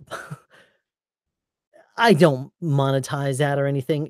You know me. I don't actually tell you guys to do anything.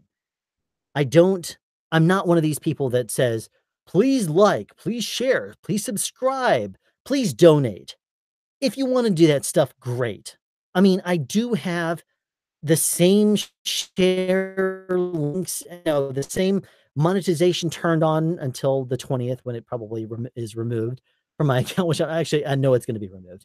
I don't care because I don't make money on this channel. I don't care about that. I make money elsewhere, and then I simply do the channel for fun. Now, I've turned on monetization just because I'm curious to see how long it takes me to actually make any kind of money, and my wife actually does not like me doing the channel because she does not like me sacrificing my sleep. She doesn't like me buying random things and talking about random things and doing everything I'm doing. She's supportive of me, but she does not like it at all. And that's just me being completely honest. And so if I were to say one day, "I'm done with SoundSpeed," she'd say, "Oh, really? Thank you so much." She'd be so happy. Now, but she knows that I like doing it. Now, if I, now what I was talking about with Imp Butter earlier, that was originally gonna be a troll channel where I would basically my my idea for this, and I'll go ahead and tell you because 'cause I'm not gonna end up doing it. You know how you do a search on YouTube for a video? Like, you wanna see a video of somebody, or a TV show or a movie or something like that, and you don't find it, but what you do find is a reaction video to it? Those things to me are the most annoying things that you see on YouTube on a routine basis. I cannot stand reaction videos because it's basically someone, "Oh, I can't believe that. That's amazing. Did you see that? Did you see how he just jumped off the building and he rolled and it was amazing?" I can see the video and make my own. It's the same thing as watching a debate. I don't like watching politics or debates or anything. Whenever you watch the presidential address or you watch anything out there, right afterwards, they have a video telling you what they think you should have taken away from that and what your thoughts should be about that. Me, reaction videos are the exact same way. I don't want to watch someone watch a video. So my channel, Imp Butter, was going to be me watching people's reaction videos and complaining about how stupid and lame they were. That's what the channel was going to be. Originally, I was going to basically find some new reaction video. I was going to then rip it to shreds. Now, as fun as that is, I ran out of time. I launched the channel at the exact same time as SoundSpeeds, but I didn't end up doing anything with it.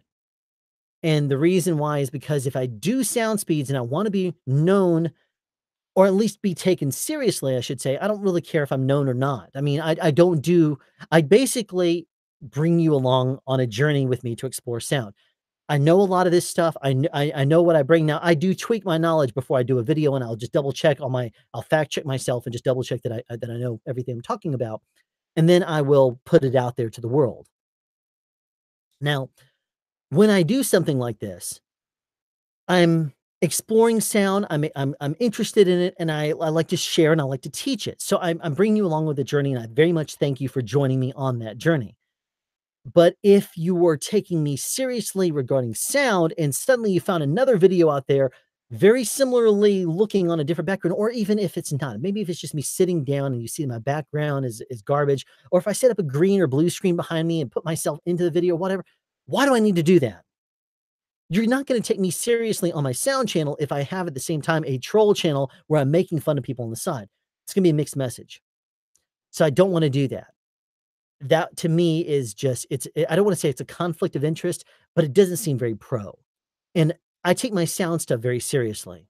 That's one of the reasons why when there are people out there in the world that don't seem to understand something about sound, I will gladly educate, I'll gladly explain. I'm very active in my comments on my video. Now, obviously, if I do become bigger and I do if I do get, 10,000 subscribers or something like that, and I get like a few hundred comments, that's crazy. I can't manage that.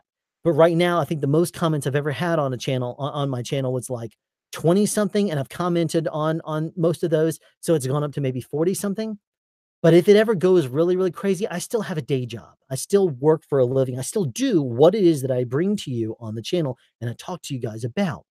So since I'm doing that, troll speeds, since I'm doing that, I don't I don't want there to be a conflict there where you're like, well, which one is he going to be serious? Is he being serious or is he? I don't want you thinking that I'm trolling you with my sound.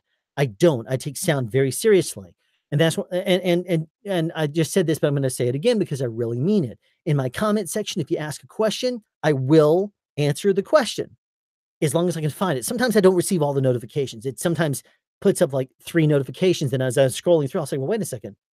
I never responded to this comment, and this was done like 3 weeks ago. Why didn't it inform me about this? Maybe it informed me and it went away or something, but when I find it, I will comment on it, and I'm sorry about that. I'm usually pretty good about responding to my emails as well. And Janus, I believe your name is pronounced. I did receive your email, and I have not looked at it yet because I received like 4 emails at the same time. And I did also receive a new product that I'm going to be testing from my favorite brand, a Boom ambient recording in Germany. They make my favorite brand of Boom, and they sent me something that is it's a product they've had for a while, but it's not really a big, wide known product, and I'm gonna be testing it, and basically, there's not very much information about it at all. I'm gonna be product testing it. I'm going to really rip it to shreds, say the good and the bad, and I'm going to present it in a video all about how this product is how it could be used, and I've already seen some benefits from it, and the way it originally started was I was looking over and looking constantly, going through the websites of the different manufacturers and stuff that like their products, and I said, "You know what would this thing be used for?" And I'm not saying what it is. "What would this thing be used for? How is this useful?" Then I started thinking about it.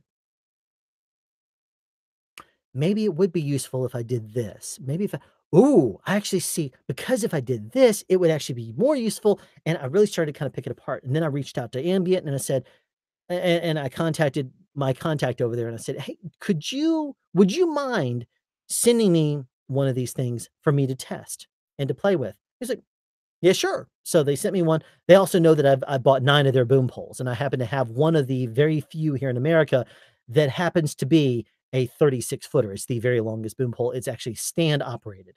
Thing is is really insanely crazy. But that particular pole if I've owned 9 of their polls, I've gone back and forth with them, I've helped them with some of their R&D, I've sent them videos and pictures as I've run into a couple of things on set. I've even called them up in Germany and said, "Why are you doing it this way? You should be doing it this way." And then later they released a series, the QXS series. And I'm like, "You did this. This is brilliant. I love this. I love you guys." And they're just like, "Thank you." And so of course then I had to buy more poles. Um, but anyway, so wait a minute. Hold on a second. I see painter's pole. All you need to boom is a painter's pole, Rode Video Mic Pro, and a Zoom recorder.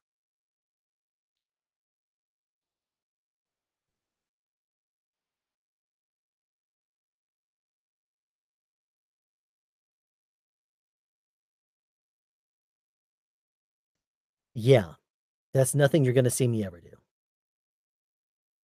You can see some of the stuff I've done behind the scenes. I've occasionally seen or someone said, "Oh, I saw you in the behind the scenes, whatever, on this movie or whatever." You'll occasionally see me on the behind the scenes of certain things. If you look at the behind the scenes on The Founder, which is a Michael Keaton movie I did a few years ago, the behind the scenes on that, there are some segments of me holding the pole, and you'll see it behind the scenes. As a matter of fact, they do like an interview with Michael Keaton, and I'm walking behind him a few times. You'll see me kind of walking and chilling. You'll see that. It's kind of funny. Um, a movie I did a few years ago with Jeremy Renner called Kill the Messenger. There's some scenes that we shot in the Georgia State Capitol, and we were walking around through there with the boom. And I was, and we had some pretty dynamic camera moves that we had to do, and they showed some of that done with in the behind the scenes, and so you see me booming there. Walking Dead, anytime they do a behind the scenes for halfway through season 7. I joined the show halfway through episode 7 of season 7. I did all of the episode or all of season 8 except, all but one day of episode, 803. So the 3rd episode, because I was on in Alaska at the time. But, anyway, so, um, and of course, now I totally forgot where I was going with all of this, so that gives you a little bit of insight, at least to as to me, a little bit of what I'm doing here on SoundSpeeds, what I'm trying to do. And, MButter is not going to become a thing. I have released one video through MButter, and it's called Empowering what is it?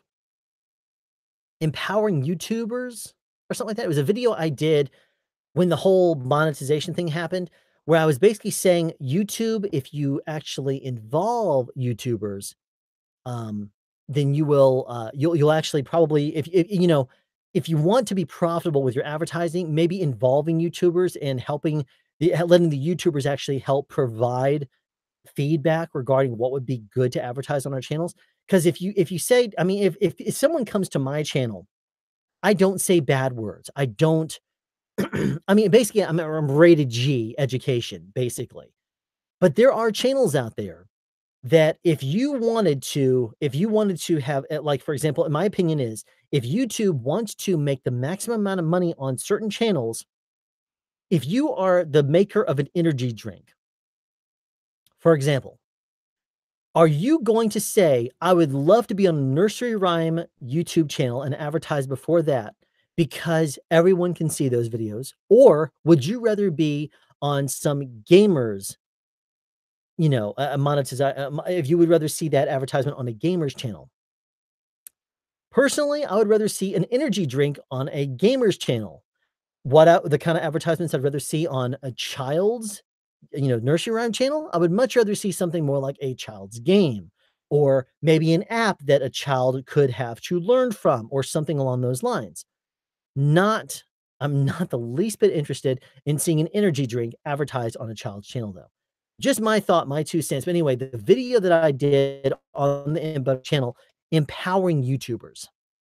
Um, and it was basically a video where I took a whole bunch I basically was uploading a lot of videos for a while, and for whatever reason, they just started every one of them was getting flagged, and with the yellow monetization, which means that I have to request a manual review, and that could take, like, 24 hours. So, in many of the videos I would upload, they would be green until I hit public, and then as soon as I scheduled them and hit public on them, they would go yellow, which means, of course, I'm not gonna get any money from it. Like I'm gonna get any anyway, I might get 2 cents for, a video or whatever. I don't care. Anyway, but I was like, well, if it's just hitting me like that, people that actually rely on that as part of their income could be affected by it too. So I did this video where I uploaded a whole bunch of, like, 20-second videos, and it red flagged them. I mean, well, yellow flagged them. It flagged them, even though there was no sound and it was simply words on the screen. And if I can, I'll find the video and I'll post it here. But, uh, let's see. Let me catch up here a little bit. Best behind the scenes, showing sound speeds, AMC website, Walking Dead on the behind the scenes season 7 and 8. Also looking for some stuff from Triton. Yeah, Triton Audio. Yes. Triton was very good to me. When I first started this channel, I had, like, 100 subscribers because I put it out on my Facebook, and I said, "If you guys have an interest, or if you would at least help me out to at least, I think, get me to the point where I could register SoundSpeeds as a username." And then I said, "If you could at least join, you can, after a day or 2, unsubscribe or whatever, but if you could at least help me get over that 100 threshold so I could register the name SoundSpeeds, I'd really appreciate it." And they did. I have a lot of people in the film industry, I have a lot of friends, and they, of course, helped me out, and I really appreciated it. And I still appreciate it to this day. Now, it was originally youtube.com/c/soundspeeds, but then I think only last week, Bandrew over at Podcast just pointed out to me that if you go to youtube.com/soundspeeds, which didn't used to work, now it does. I don't know why. I don't know why it suddenly allowed the shortening, but it now does. Look and see if your channel actually does that. I don't know if it does or not. I only did it on mine. I was like, well, that's really weird. YouTube.com/soundspeeds. But I wanted to register that name. So it was at least held on me because when I first started doing the videos, my first videos on this channel were in this exact environment. It was using a microphone that sounded about the same way, and it was looking the same way. I wanted it to look and sound a certain way from the get-go. Now, I have made changes over the course of time. You notice that in my earlier videos, I think I stopped this around like video number 26 or something. I used to do a flash frame where it would flash anytime I did a cut.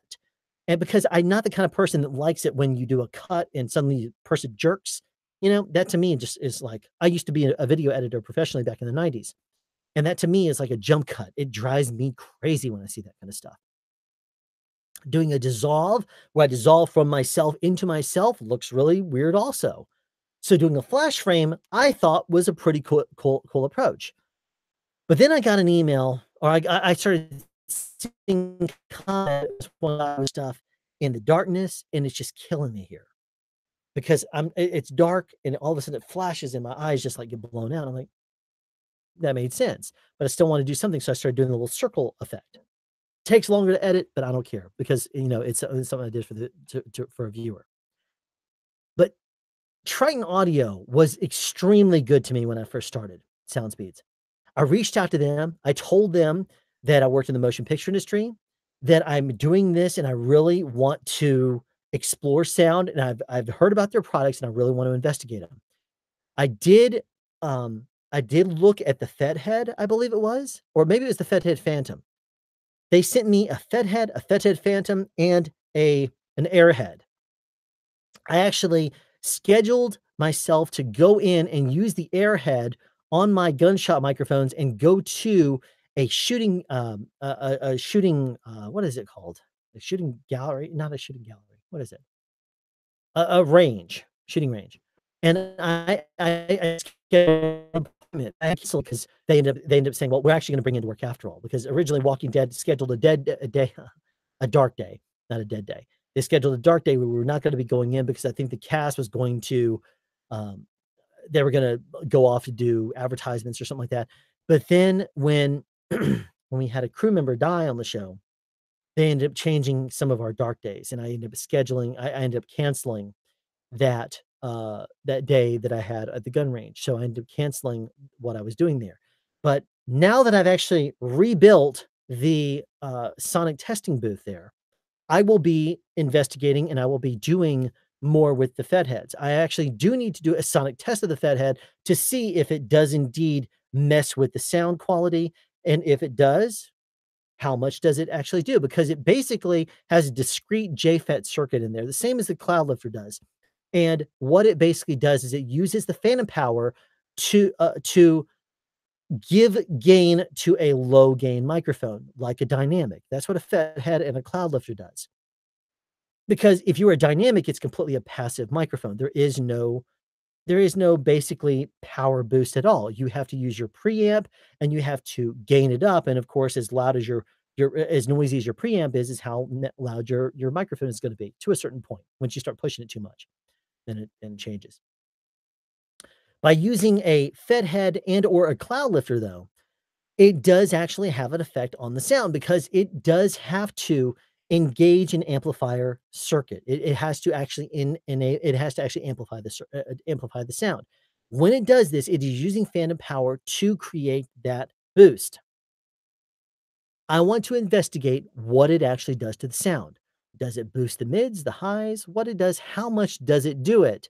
And I want to see what that is. And I have a testing method I'm going to use for that. That's going to be part of the Sonic testing series. And now that I have that booth right there, I'm going to be doing some really awesome testing. And I look forward to a new series that I'm going to be putting out there very soon. And you'll hear about it and you'll see it very soon. But yeah, Triton Audio was very good to me. I told them what I wanted to do. I said I would really love to have a Fethead Phantom, and an Airhead. And they said, sure thing, no problem. I'll send them to you. And they did. And when I was not using them as actively, because I was redesigning the booth and wanted to really make sure that I tested it properly, because I felt originally I was going to do a sonic test of the Fethead, but then I was not happy with the results. I did not think I was doing fair to Fethead or to Triton's product. And so at that point, I bailed on that. I still put the video out there, but I changed a little bit about it so that way it still was applicable.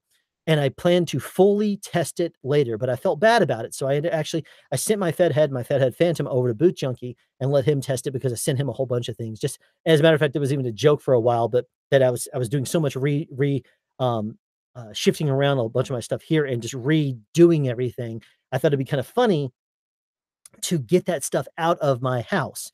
So I said, I'm just gonna start sending you everything. I'm gonna start sending you boxes of old paperwork and everything, and just let you go through it at your leisure, and then get back to me. And of course, he was like, "Yeah, haha." Of course, I sent a whole bunch of things, and he tested it and stuff like that. That's cool though, because I enjoyed watching his reviews, and I still do. I still like watching his channel. So if you're not familiar with Boot Junkie, definitely go check out his site. And chances are, if you're on my channel, chances are you do know who Boot Junkie is.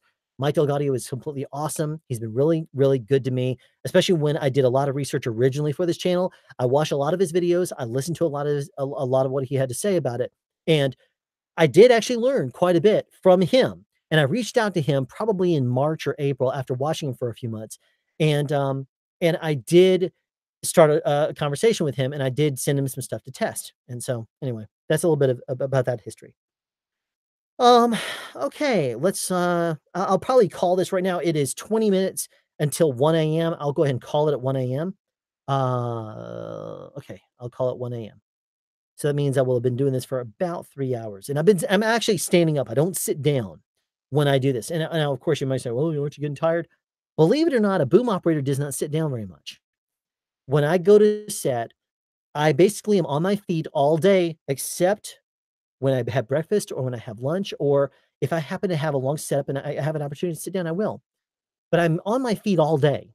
And we're talking from like sun up till sundown with a very brief, like 20 minutes, maybe 15 minutes of actual sitting down time when I'm eating lunch. And that's if they break us for lunch. On some shows, they don't do that.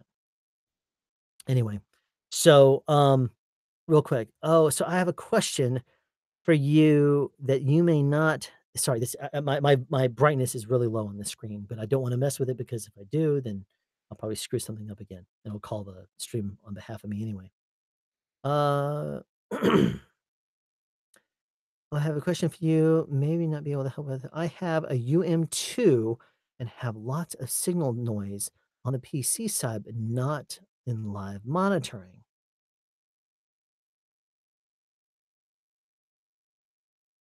Lots of signal noise on the PC side, but not monitoring. How is it connected up? Is it connected up via USB? Chances are it is. There could be a process. Well, like, what is your audio interface? UM2. Is the I'm not overly familiar with the UM2. Is the UM2 a microphone?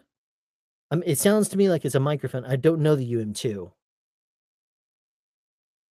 If there's a lot of signal noise on a PC, but it's not there when you're live monitoring.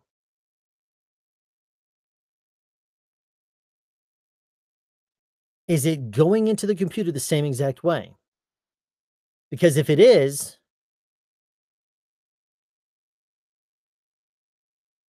it be what does it do when you are live monitoring? What is different about live monitoring versus okay, UM2 is a USB interface. Okay. You have a USB. I have sure SM48 into a Behringer UM2. Okay, so it's a Behringer UM2. And I guess they're both going in USB. So if it goes in USB into your computer, you're monitoring it through the headphones out of your computer, I'm assuming, and that's where you're getting noise, but it does not happen when you are live streaming. Is that what it is? When you live stream and doing a podcast or something like that, you don't hear noise there? Is that what you're telling me? Because if so, how are you monitoring the return feed? Are you just monitoring it as it's coming through the air? Like when you stream and you might like if I were to be listening to my phone right now, then I would first of all be hearing like a few seconds delay. And so that would be like terrible monitoring. But right now I'm hearing zero latency monitoring out of my Mix Pre 6. If I unplugged it to show it to you, you would obviously hear my audio completely die. Um, no, the headphone port on the interface. So that's where there's buzz. How is it different when you monitor a live feed? Because the live feed you said does not have the buzz. Is that correct? Because if you have a head uh, clean up the zero latency monitor, but buzzing on the stream, okay, so that's different. I thought you were telling me that when you monitored it, it was buzzing, but when you went live on the stream, it was clean. But you're telling me it was the other way around now. So it's clean on the interface. How are you monitoring the actual stream itself? Is that something that you are putting out there and then you listen to it later after you recorded it? What happens on your computer? What do you so once it goes from the computer, or once it goes from the Behringer UM2 into your computer, do you use any sort of a recording software on your computer? Is it Audacity? Is it Reaper? Is it GarageBand even? I mean, what are you using there to record the sound? Monitoring is through Windows is what I meant. Okay. And that monitoring, what you're doing right there, that monitoring is what is not clean. Is that correct? Or that is what's clean? Tell me a little bit more. I mean, geez, I wish I could just hi there, Cyprian? Sorry, I'm terrible at names. I'm even terrible at faces. I mean, so many people will be like, "Hey, Alan." I'm like, "Hey." "Oh, yeah, we worked on that thing a few years ago." "What thing?" "I don't remember." But I remember your face. What's your name again?" I'm terrible. So, thanks for joining me here tonight. I'll be calling the stream in about 15 minutes. If you have any questions or anything, be sure to ask. The Elder Bro, I'm trying to figure out what that could potentially be. Now, call you Brownie. Okay. How's it going, Brownie? Uh, if you are using the zero latency monitoring out of the interface, cool. That is supposed to be clean. Once it goes into the computer, if the computer, any monitoring coming out of either USB headphones coming back out, or if it is out of the headphone port, which is, either 3.5 millimeter or eighth inch, whatever you want to call it now. It used to only be eighth inch. Now all of a sudden it's 3.5 millimeter, or not 3.5. It's what do they call it now? 1.7 millimeter. It's eighth inch. I'm just going to be imperial about it. I'm not metric. I'm not PC either. So I am what I am. What you see is what you get. It's one of the reasons why I give myself editing on sound speeds, because when you just put me in front of people and I start talking, never know what's going to come out of my mouth. Um, Adobe Audition and OBS. Oh, okay. Yeah, once audio enters the PC. Okay, so what kind of PC do you have? Is it a discount PC? Do you have a sound card? No, that wouldn't make sense because it's going in USB.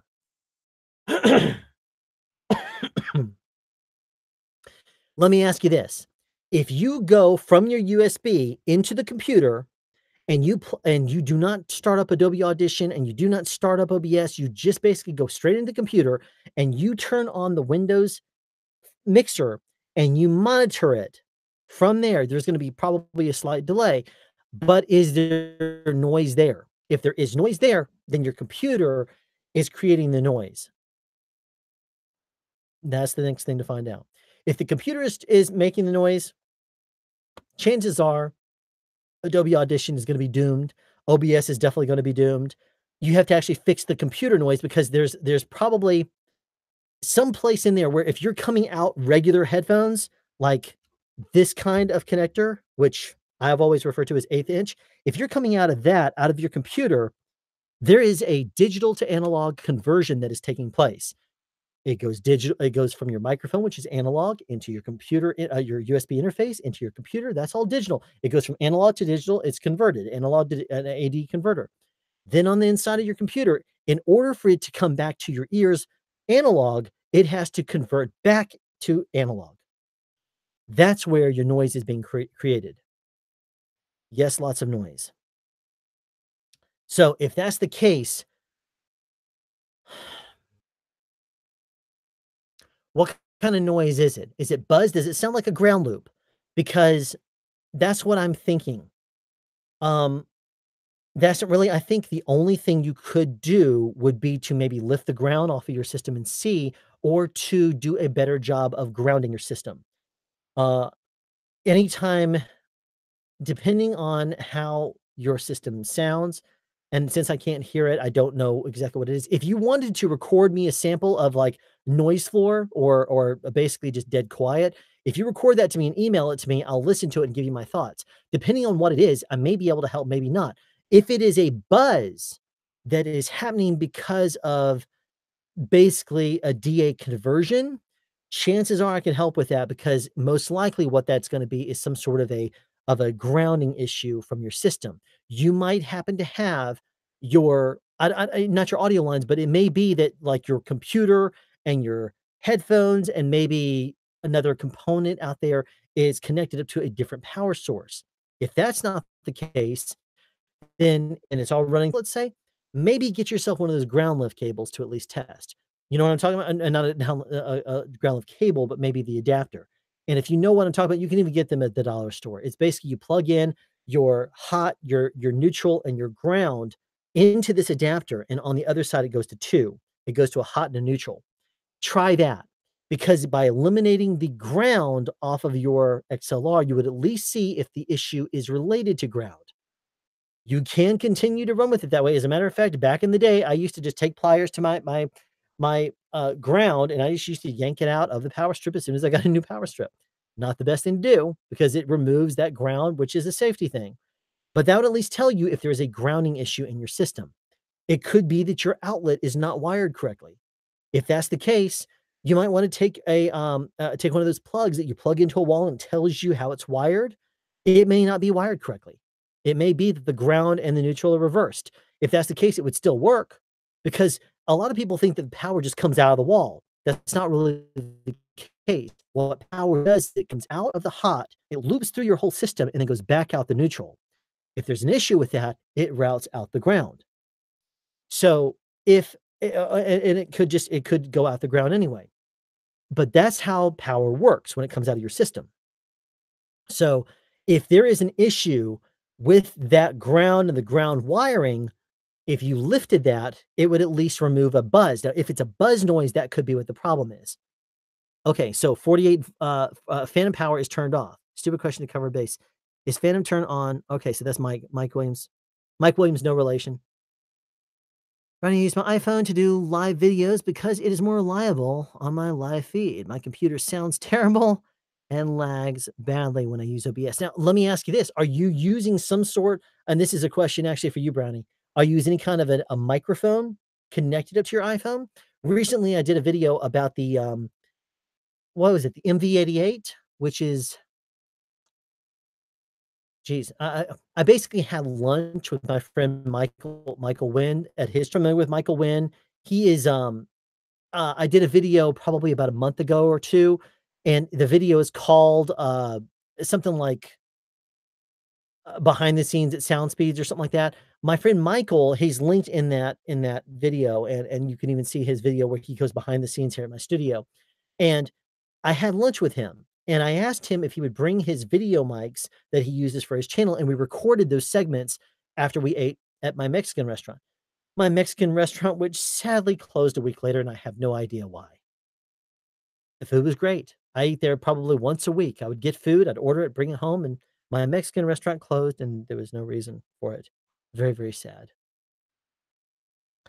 Posa Rica, if you happen to be watching this, I would love for you to send me a message and let me know why you closed. There is one employee that works someplace that my oldest daughter actually goes to school, and one of the teachers from one of the specialty classes was a manager at Posa Rica Mexican restaurant. And could you do me a favor and ask her what happened to my Mexican restaurant? And she's like, "Well, I'm kind of nervous about asking her because I do see her in the hall, but it's kind of an awkward thing to ask her about." I mean, no, no, just ask her. I want to know what happened to my Mexican restaurant. Anyway, yeah. Video mic micro. It's a Rode Video Micro. Got it. Um, okay, so let me back up here. Uh, yes, Mr. Red, they closed it at the end of the year. I went over there. I was like, why are they not answering their phone? It went to basically the VoIP phone line that they had. It died. I was like, what's going on here? Why is it not working? That would be why. And it drove me nuts.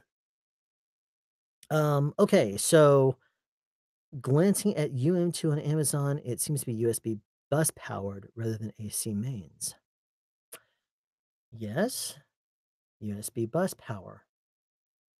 So if it's bus power, that's what that okay, here's a question for you then. I know with the MixPre 6, it requires 1.4 in order to fully power the MixPre 6. Now, USB 2.0 is zero point 0.5 amps, so half an amp.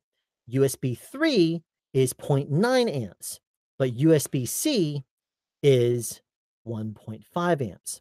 So if you want to fully power MixPre 6, you either need to use the adapter that comes with it, which is two USB-As that plugs into hopefully a USB 3.0 port, and then comes out of that into the MixPre 6 via a USB-C cable. So it's a Y cable. And they say plug that in there for your MixPre 6 to actually get enough power. If you don't do that, then the first thing that's gonna happen is gonna be underpowered. You're gonna lose your phantom power on anything more than 2 channels. It basically becomes a 2-channel recorder, and I think it even loses some functionality at that point because it's basically starving itself of power. If you want to have a full functionality of the USB 6, which the MixPre 6, then you have to actually connect it up via that USB-C or a USB or two USB-A, two USB-C cable, and then it's gonna function correctly. Okay, you have a powered USB 3 hub, great. That would be something to test. If you have various different power outputs on your USB hub, try to connect it to the 2.0 volt power output. A lot of USB hubs will have certain ports that will be lower power, and then you'll have 1 or 2 maybe that might be higher, might be 1.5 or a 2.0, and that would be if you connect up something like an iPad, which is a very power hungry device. But that's a really good point there, Mike. By plugging that up there, you would at least verify that your device itself, your USB interface is fully powered. And that would might be a good start too. I would still say lift the ground off of your system in here if that changes it. Unplug everything except your monitor and your computer itself, and then see if it is going to give you any better performance at that point. Unplug everything else. If you because all you basically need is your keyboard and you need your computer in order to work. Because if your computer is powering your USB interface, see if that's enough. If not, try lifting the ground off of your power with only those 2 devices plugged in there, plug them up into a power strip, and that way you can lift the ground off of that one, see if that works. If it removes the buzz, you got it. You figured it out. Chances are it's some sort of a ground loop related thing, or at least that's what my suspicion is. If it's something that happens once it comes into the computer and the PC is creating some sort of a buzz, chances are that's what it is. Because on the inside of a PC, depending on how it's wired, you could have all the ribbon cables in there. Power cable could cross a ribbon cable and introduce some sort of an interference in there. If there's any kind of unclean power or there's any kind of something that comes through that ground, the ground could loop weirdly. If it's tied to the chassis or something, it could end up producing some sort of a buzz from that. So I would definitely try that. Audio is a very tricky thing with regards to that. If you plug up to a video assist person on a film set and we're down a different leg of power, then you are going to completely have roll in your video feed, and that's not going to be good. So let me look at this real quick. Uh, I'd like you to do a Scarlett Focusrite versus MixPre someday. I don't have a Focusrite. Mr. Red, when you come to visit at some point, would you mind bringing your Focusrite just for me to play with? I mean, maybe that's something we could play around with. Um, if not, I mean, I could maybe try to get one at some point. Yes, they are pure A to D, AD, DA. Yes, they are. That's exactly what they are. And their A to D conversions. Focusrite's pretty good. Now, I did actually reach out to Focusrite a few months ago and asked them if they would send me something.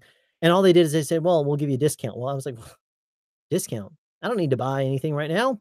I have my MixPre 6. I don't really need to. I'll just delay and not actually do anything with your product. Because I was gonna say, and, I know what you're saying. You just want the free stuff. No, actually. Because believe me, I have enough things that I can talk to about with you. But remember what I said before. I am doing this channel because I like to explore sound. If I suddenly get and explore it, then I will reach out to the manufacturer and say, "Is there anything you could send me about this?" And a lot of the times it's product information. I won't necessarily ask for anything. And very few companies that I've actually asked anything of, they have sent me products. Some companies have, some companies haven't. DBX was very good to me. CAD was very good to me. Audio Technica was very good to me. Um, there's various different companies out there. Triton was very good to me. Cloudlifter was very good to me. Cloud microphones. So I mean, it's there's different companies out there, and ambient recording recently was very good to me, and they sent me something that I'll be testing very soon, and you'll see once I completely rip the thing to shreds. Um, cool. Thanks very much, Mr. Red. And I think that's a Focusrite 2i4, if I remember correctly. That's what we upgraded you to. So yeah, your Focusrite, if you don't mind bringing that whenever you happen to come down to visit, that'd be awesome. So I do have an old PC and an MOBO that might be is okay. Sorry, I don't know what to make of that. I don't understand. Um,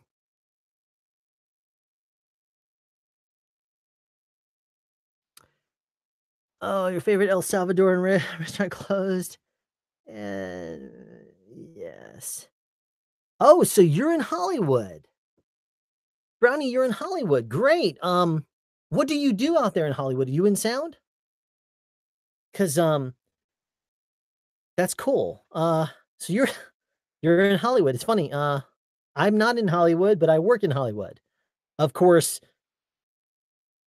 because of course Hollywood is now, not just in Hollywood. There because the incentives going on all around the world, people are moving to Canada for production. They're going to the Carolinas, or at least until the late 2015, when they messed with their tax incentive a little bit and capped it actually. Now some of the work is backed off there. Louisiana's the same kind of way. There are other places as well. Chicago has some stuff going on there. New York still has a lot of stuff going on there. The UK definitely does. Okay, great. So, that's okay. Eldest bro. Okay. Okay. Well, yeah, give that a shot and see if that works. My brother and I started a production company. Fresh brownies. Oh, that is awesome. What an awesome name. That is really cool. It's 7 in the morning here. Have to get up in 2 to 3 hours, so I need to check out. Okay. Well, that's okay. It's 1 AM here. My wife and daughters are still out seeing Black Panther. Which I'm here with the baby. So how's she doing? She is doing fine. She's just sleeping. Looks cute. So I'm here with the baby instead of going to see Black Panther, but that's fine. I'll go see it sometime. That's your real name. That's awesome. It really is. It's really an awesome name. So your company with your brother, Fresh Brownies. I guess your brother's first name is not Brownie. Is it Fresh? I mean, because well, no, it wouldn't be. 'Cause it could be brownies, you could both have it could be like a family where, like, George Foreman's family, everybody's named George. Where are you from? I'm actually from Georgia. I was born in Decatur, and as I grew up here, I just stayed here, and I never expected to be full-time in the film industry, but then when the tax incentive went through, production started coming here, and then more and more and more and more and more, I went full-time in the film industry. Now, I've been doing productions since the early '90s. I've actually I should say I got involved in I guess you could say public access, if you know what that is. I got involved with that in the early mid '90s, and that's what I was doing there. I did that back in actually in high school, and I produced a couple of shows. One was called Teens Talk, which is basically it was originally designed to just be teens talking about different things. My pilot episode, the very first one, I talked to someone who was hit by a car, and, he was the brother of a girl that I was, you know, not really boyfriend, girlfriend with, but very close to, a very good friend of mine.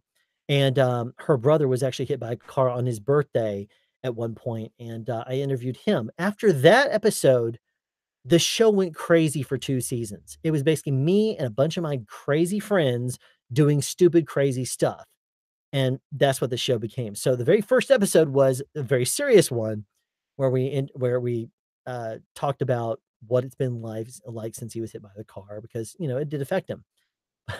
But after that, it was all nuts. It was me with my crazy friends. Um, so, okay, so yeah, so Fresh Brownies, awesome production company. But yeah, I'm from Georgia, and, since the tax incentive came back again, it was here in the aughts a little bit, like around 2007 and 8, I think it was, and then it went away for a year? No, because I did a Kathy T back in '06. Aught 5 through aught 6 or 7, and then it went away for a year or 2, and then it came back, and when it came back in full force. It was because when it went away, they were like, "Well, why did production just leave?" And they said, "Oh, it's because we took away the incentive." Well, that's why they're coming here. So the film industry in Georgia realized that they could either have 100% of 0 because nobody was bringing productions here, or very, very seldom, I should say. They were bringing stuff here, and people were working occasionally, but not like now. They could either have 0% of, you know, maybe $50 million that came to Georgia, or they could have 70% of a multi-billion dollar industry, and that's what they decided to opt for.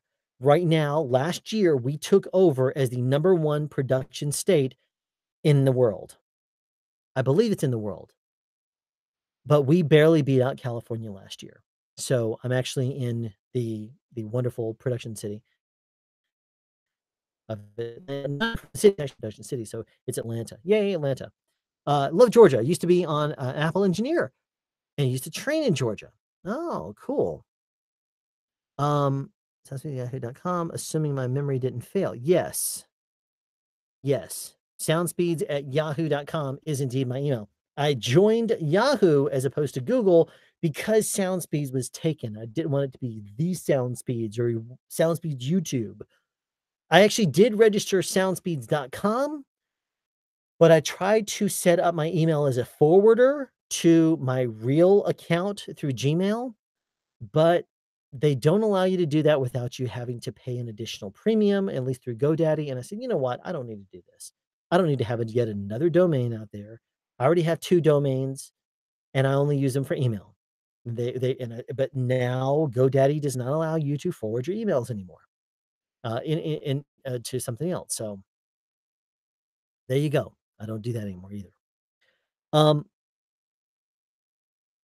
so there you have it. I've been in Georgia my entire life. I was uh back out of high school, I got into public access television because I was videotaping from a very young age when my grandmother got her first video camera. Actually, before that, when she had a little 8 millimeter camera, a little Super 8, I was always the focus of that. I spent a lot of time with her because my mom was a professional. She went out and worked, actually at Arthur Anderson before the whole Enron thing. And when I was there with my grandmother, she would always I'd say, bring out the camera." And she would always take video of me doing some crazy thing. And as I got older, I started to be more and more excited about that. I used to love the pictures she took, and she was a very good amateur photographer, and I did that for quite a bit, just really enjoyed the pictures. Then she got a motion video camera in, I think, about '87. And when that happened, I started making the worst ninja movies you've ever seen. No one will ever see those. Not even you, Mr. Red. No one is going to see those things. They're going to remain in a I mean, if you want to pay me enough, I will show them to you.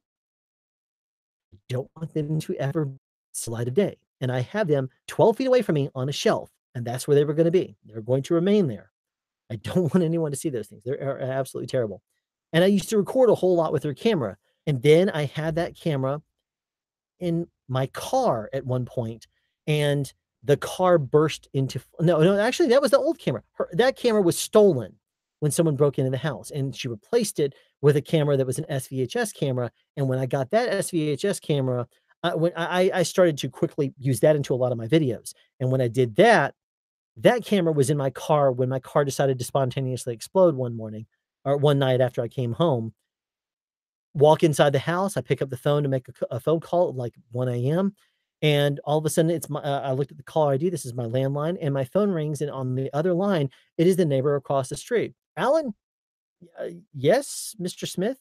Are you okay? Do you realize your car's on fire?" Well, thank you very much. I hang up the phone, I go outside, and that thing was a column all the way up to the, power lines. It was crazy. Anyway, so, no, there will be no YouTube special about those ninja movies. That is terrible. Um, but anyway, so I started doing a lot of my own projects with that. Since it was a SVHS camera, I ended up, actually saving the camera from the roaring fire. I jumped into the car, opened it up, and jumped open and got into the back of the car and, retrieved the camera while the car was completely in flames, which was pretty impressive, actually. Uh, saved the camera, saved the footage that was in there, and, after that, continued to do public access and just random different videos and stuff. I was hired out of high school as a video editor and the right-hand man of a guy at a production company, a production studio, and I did that for a while, and, then I did some other goofy jobs, like I was a courier for a printing company for a bit and stuff, but then after a while, I wanted to do more with editing. And I realized that nothing and I decided to become a computer technician to teach myself computers in order to build myself a nonlinear editing system. That took me into IT. I became I became a technician. I worked at Earthlink for a while right after they joined with Mindspring. I worked at Arthur Anderson for a short period of time, for about a year, before Enron took them down. And, then I worked professionally in martial arts for a while. I taught martial arts professionally.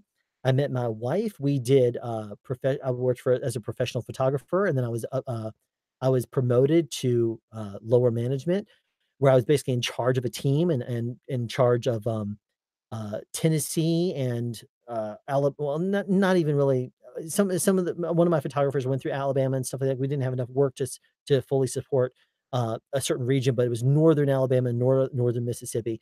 But, I was over North Georgia and Tennessee, and, that was at least officially what it was. Left that company when I had disagreement with a new manager, and that company was actually, if you wanna look it up, was recently acquired by Shutterfly. So if you want to look it up, you will realize that my retirement through that company, which I never planned on actually relying on ever, um, has now been diminished quite a bit, so that way it would lower the purchase price for Shutterfly, and of course, I'm now sent something that says, "Oh, by the way, your retirement is now we're gonna do a payout, convert to a 401(k) or something." I don't care, whatever. My wife is actually really amazing. She saw this happening in the future and didn't tell me until, like, 2 or 3 days ago, but she actually went through, filled out the paperwork, took a hit on it, and she pulled out a lot of the money when it was actually worth more, and she put that into an investment account for us. So, she actually probably saved most of the value of that, which by taking an initial hit, you would think that it would actually really deteriorate that, and it did, but it's not as bad as what the company actually did to itself. Okay, Canon EOS, yeah, EOS Rebel G, the OG. I don't know what that one is. I don't know what the G is. I plan to get it's actually, and I came to find out later, it's actually the same one that Podcasters uses, Banjo uses. The, the 6i, the 6IS or the 6i EIS, EIEIO, I don't know what the other thing is. It's the 6 though, because the 7 actually I think involves more stuff that's menu driven and it changes, and yes, it's higher res, but I don't need to necessarily have that kind of crazy res. I'd rather have the 6. I think that would be much better for me. Um, but yeah, I'll upgrade that in the meantime. Right now, what you're looking at is the webcam I normally use, but when I do my videos, I actually up the res, I actually pump it up and sharpen it a bit. Right now, it's going out in, 720p and, I mean, it's a stream, it is what it is, right? Pretty garbage quality. So, if you have any other questions or anything, I will go ahead and take it. It's after 1 AM, I'm about to bail. I've been here forever. What webcam? The Logitech C920. By no means as for a webcam, for a $60 webcam, it's not bad. As a matter of fact, if you want to see that webcam and the setup right here that I'm looking at, I showed it earlier in the stream. You can watch that if you want, or you can watch the video I recently released on, what was the last video I just did? On sound speeds. Not the one that released today, but the one that released 3 days ago. It was called Frequency Response is not everything. What is it? Something about frequency response. It was like it's not all about frequency response. I think that was the name of it. But if you look at that, watch the video, you'll see at one point I take a couple of pictures of the mic array that I had on me to show that both microphones, the diaphragms of those microphones were even in alignment with my eyes. So I took a picture of it and you saw it perfectly. And then I took another profile vision so you could see the microphones. And that was what I did. But yeah, that's what it is. A native 1080p I guess that's 260 yeah, 264 encoding. Yeah. I mean, it is what it is. It's a webcam. Pretty garbage in all honesty. Webcams are by no means great. Now, I do have a program that I use color grading on when I actually edit my videos once I'm completely said and done because my video editing system is not great. I do, when I'm all said and done with it, I do actually put it through a color grading and sharpening process, which takes so much longer to do. It takes basically to do like to render 1 minute of video, it probably takes almost an hour. It's really the machine's very slow. That's one of the first things I plan to upgrade here this year is I'm planning on getting a faster computer, which will help me edit better. And Premiere, no, I don't use Premiere. I actually use Cyberlink Power Director Suite. It's I upgraded to the newest Power Director when they released it, I believe back in December. I really like it. I used to use Sony Vegas. I started, I think, in Sony Vegas 6, maybe 5. It was a long time ago. Sony Vegas did me a lot of good for a lot of years. But then as they upgraded and upgraded, I didn't want to spend like 4 or $500 on it. I don't want to pirate it. So what I did is I started looking online, and Cyberlink's Power Director was it had very good ratings. And for the price, you really can't beat it. No, for the price, but I'll tell you, it's a very powerful suite. There's only a very few things that I have an issue with. Like, for example, on the timeline, I can take a video clip here and overlay it over this one and do a fade. No problem. It gives me the option of crossfading. But if I go the other way, it's or if I stretch the video out over top of it, it says, "Would you like to overwrite or would you like to shove everything, move everything down?" I don't. I actually want to crossfade it. It's not an option. So little things like that, I developed workarounds for. It doesn't really affect my workflow or anything. It doesn't really hinder me, hurt me. So I like it just fine. Um, anyway, so that's what I use to edit. And of course, I will be upgrading my computer soon, and hopefully that will help quite a bit with my editing speed. So, it is now 1:16 AM. I heard the garage door open about 5 minutes ago, which means that my wife and daughters are back from seeing Black Panther. I think I will go down there, say hello to them. They're going to be truants at school and not there tomorrow because anytime we take them out of school to see a premiere of a movie, that is an experience, which of course I am all about movie experiences and premieres and stuff like that. So we take them either into school late, which the schools have like a later time where like as long as they're in by like 11 a.m. or something like that, it counts as a full day of school, which is great because they're both really smart girls. And if they miss a couple of hours, who cares? So I'm gonna go ahead and call it there for the night. OBS, yes, I use OBS. I was using it earlier. It actually malfunctioned the stream. I was having echoing in my audio. My audio was echoing. I'm not gonna do that again. Have a great night. Plenty of rest. Say hi to everyone for me. Absolutely. Thank you so much, everyone, for coming out here tonight and staying with me. For those people that were here during the crazy phase when I had take 1 and take 2, where everything was botched, my audio was garbage, and that was right about 10 AM or 10. That was a fun time, and, it did not necessarily work the way I expected it to. Podcasters, I thought you left hours ago. What are you doing still here? Dude, don't you have to work tomorrow? You're not gonna get it from a girlfriend or something like that. You're gonna catch it from me because you said you were gonna go to bed. So, go to bed. Don't be like me. Don't burn the midnight oil and be all crazy and up in the middle of the night. Don't be like me. Be better than me. Same thing I tell my kids all the time. Anyway, everyone, thank you for coming out here. I'll do another stream in the future if there's an interest in it. Maybe I'll actually have more stuff prepared, and I can show you some more of the wrap stuff or the wonderful things that I've been given as wrap gifts, or maybe show some pictures or something like that if that's an interest, or bring more stories. Oh, gotcha. Okay. All right. Oh, you're off tomorrow. That's great. Well, awesome. Anyway, so y'all take care. I'll if there's a way to burn the candle from both ends and from the middle, I'll figure it out. Anyway, y'all take care. Thank you very much for joining, and,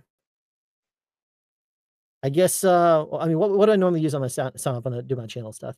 I used to say, "Okay, thanks for tuning in for more sound advice," something like that. I'm just gonna say thanks for coming and, checking this out. First ever stream. If you recorded it, great, you'll see it again. I'm probably not ever going to release this to the world because it was basically me blabbing and doing whatever else. People don't need to see this. Um, Thanks for coming. Had fun. Take care.